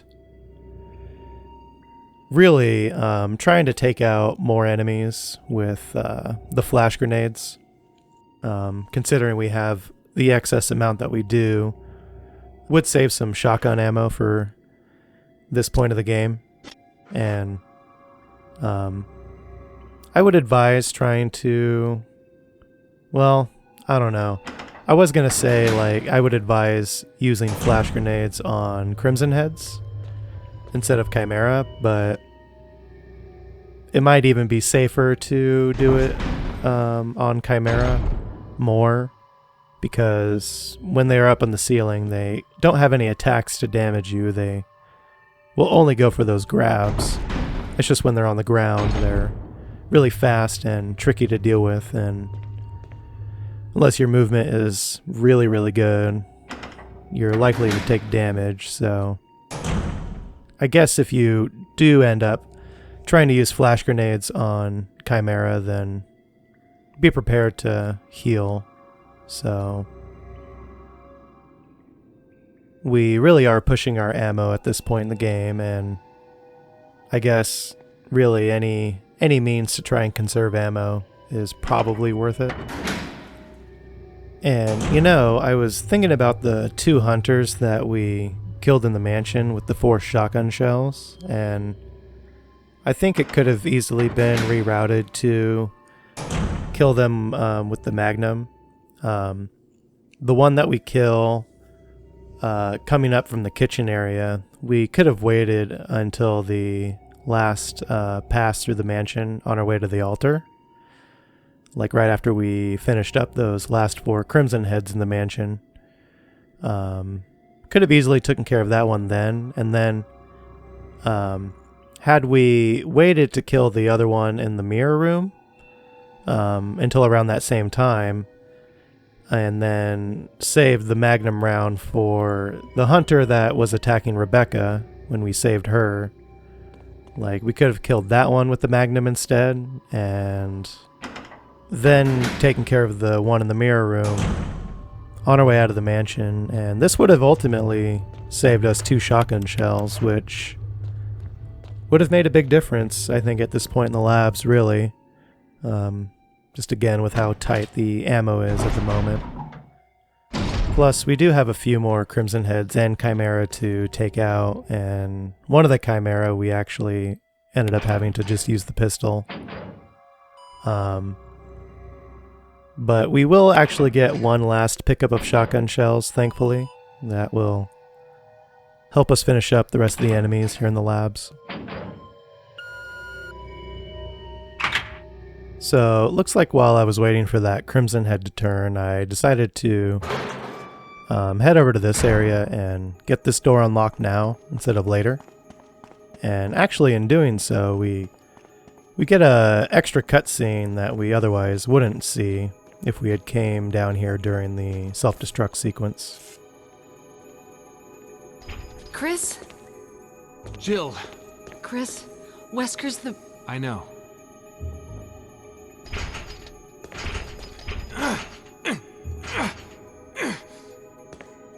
I can't open it. Just wait, I'll be back. Okay.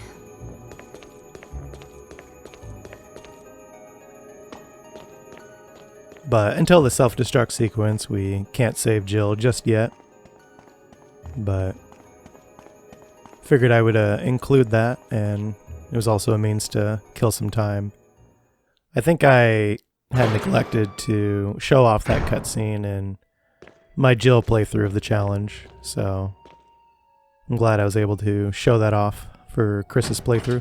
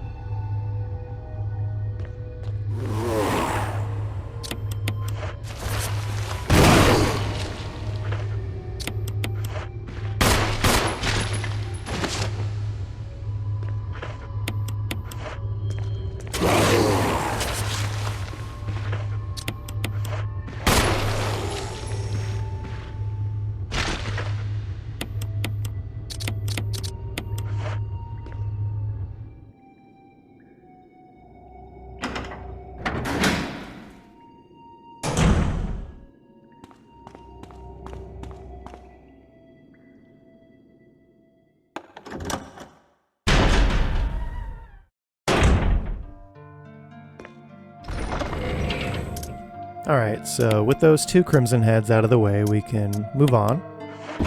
And here we're going to make some preparations for the final segment. We're just going to grab all the ammo that we can.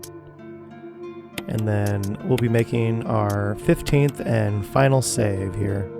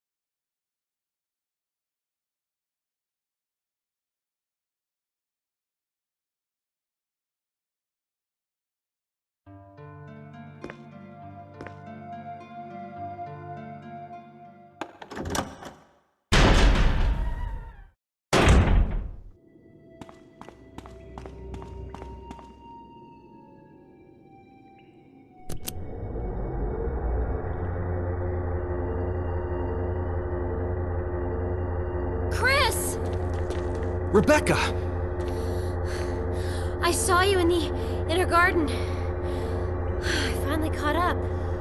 Well, I'm glad you're okay. No more following. Just stay with me, kid. That's my plan, sir.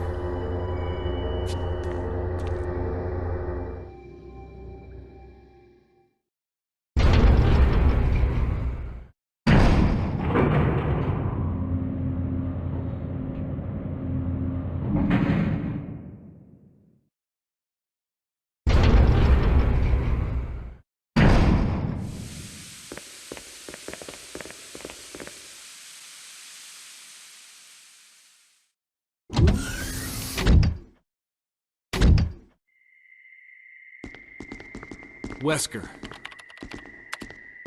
So you've come. Chris, you make me proud. But of course you are one of my men.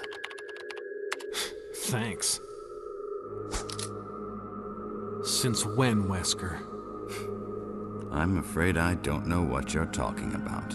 Since when have they been slipping you a paycheck? I think you're a bit confused. I've always been with Umbrella.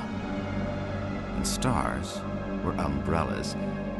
No, rather, my little piggies.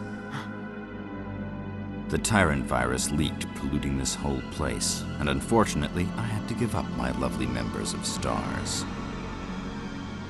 You killed them with your own dirty hands! You son of a bitch! No. Oh yes, dear. Just like this. Rebecca! Don't move! You.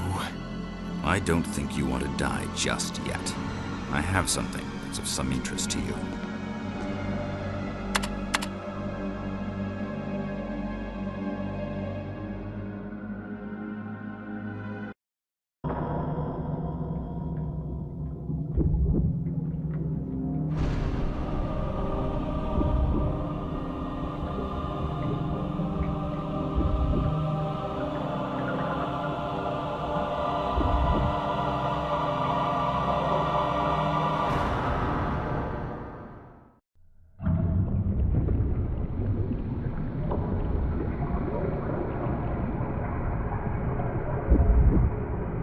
The ultimate life form. Tyrant. Wesker, you've become senile. Chris, you'll never understand. It's magnificent. Wesker!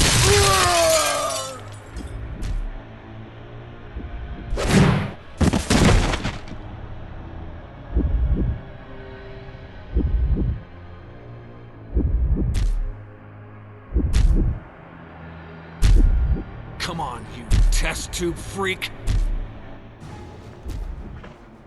Alright, so here we are at the boss fight with Tyrant, and unfortunately, there's not a lot to talk about here, because very anticlimactically, if we stay behind Tyrant the whole time, we won't get attacked, and that's all there is to it. And it's very strange that Tyrant doesn't have any sort of counterattack for this, but whatever. This isn't the last that we'll see of Tyrant anyway, and the true final encounter with Tyrant isn't lame like this fight and will require actual strategy.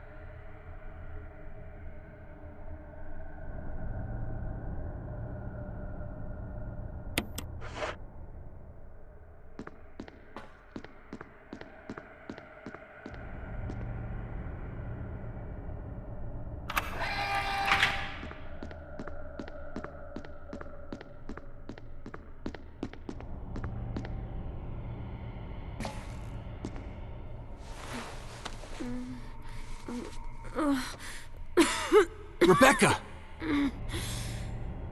Chris. It's a good thing you were wearing your bulletproof vest. There's nothing left for us to do here. Let's get moving. Okay.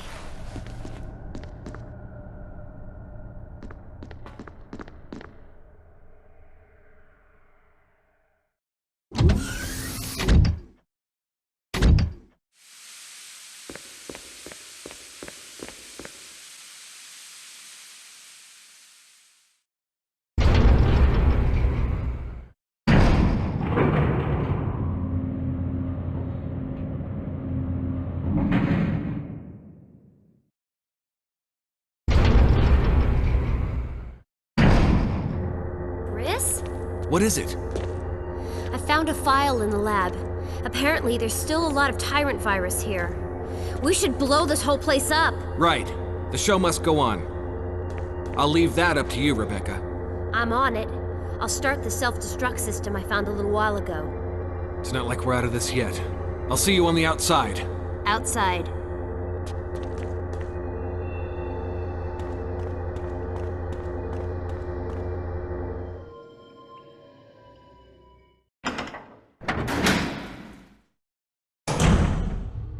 Self-destruct system has been activated. All personnel must evacuate immediately. Deactivating and releasing all locks.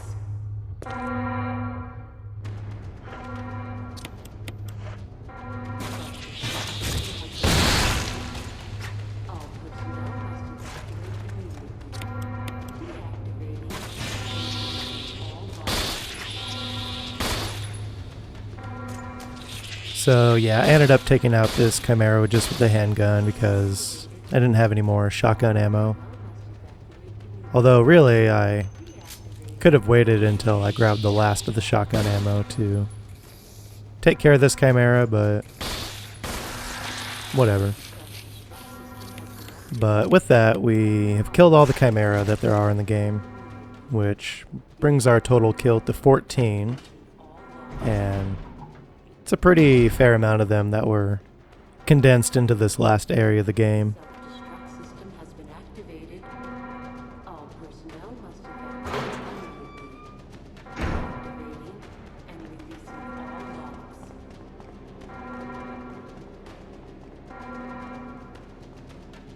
Self-destruct system has been activated. All personnel must evacuate immediately. Deactivating and releasing all locks.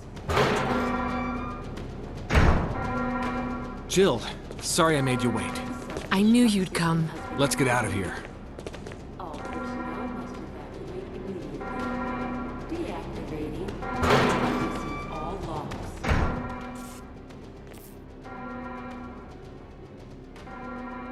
The self-destruct system has been activated.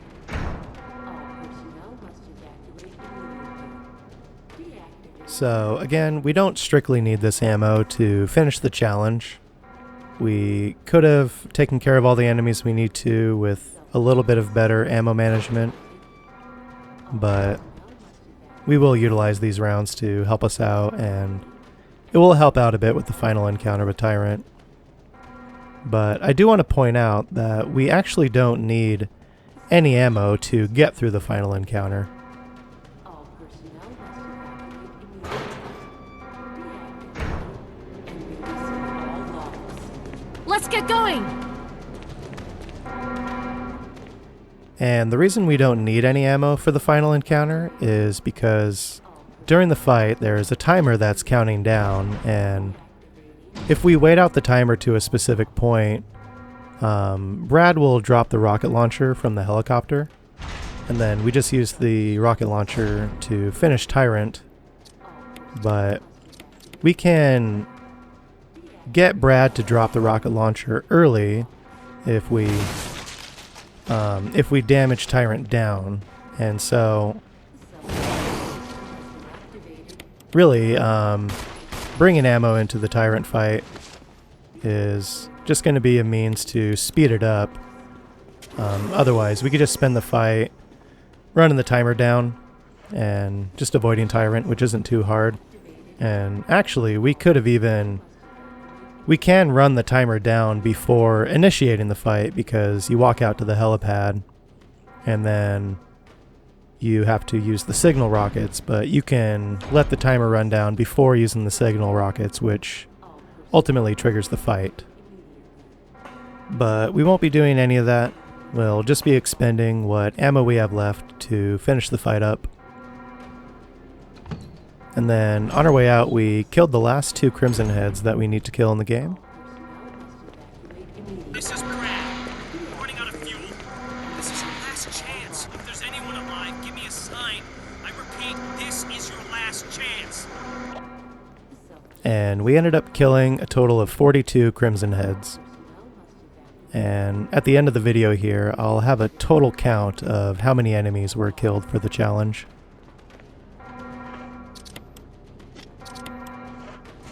Self-destruct system has been activated. 3 minutes to detonation. The self-destruct system's activated. Good work. Brad's up in the helicopter. Those things are coming. I'll take care of them. But, Chris, you just get in contact with Brad somehow. okay.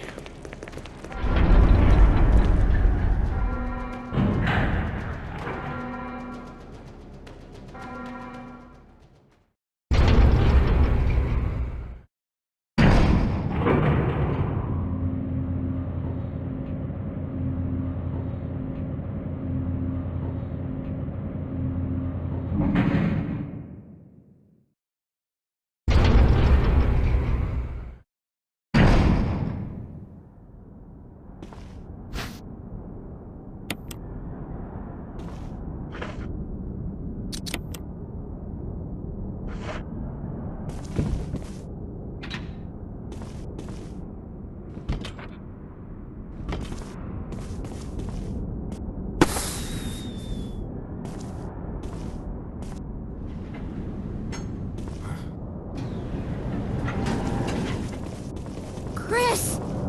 You okay? Yeah.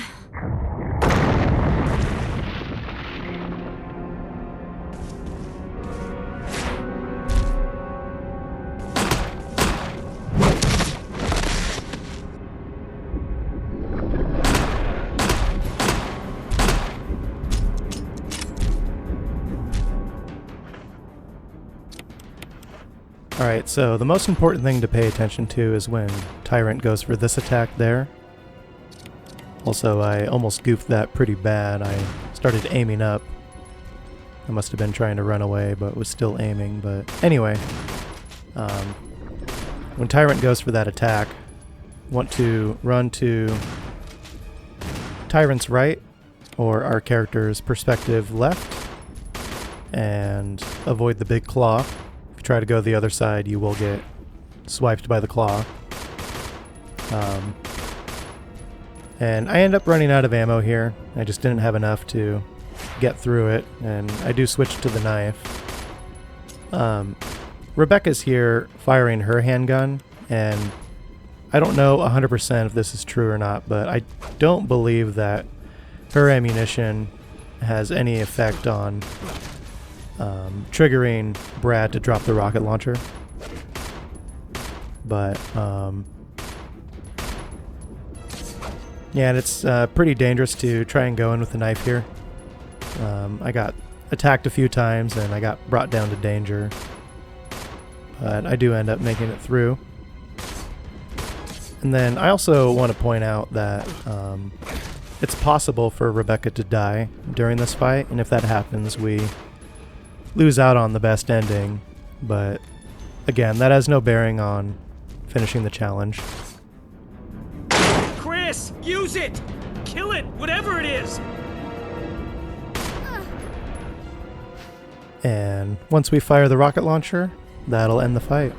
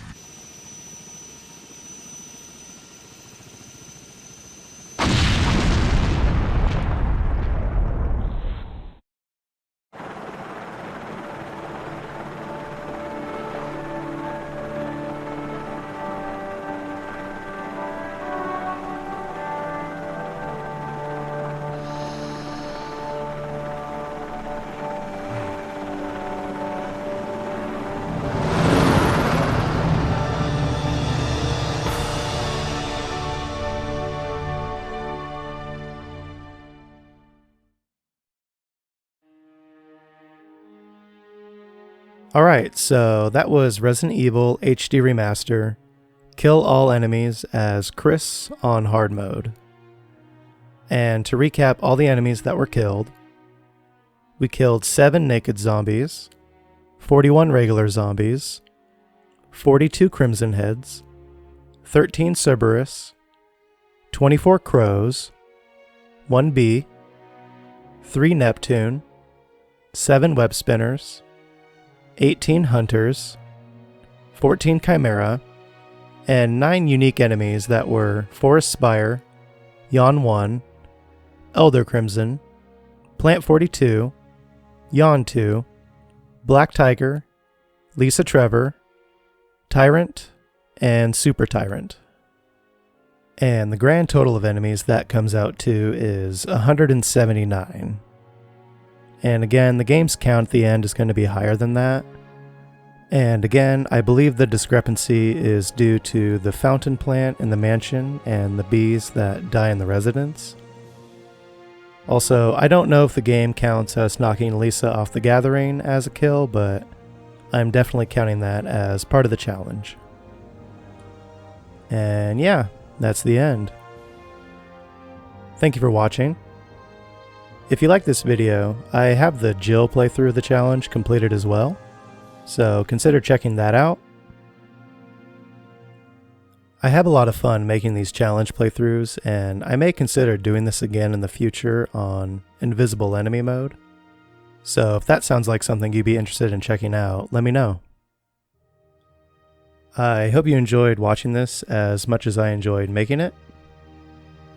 Thanks again, and until next time. Chris, you did a fine job.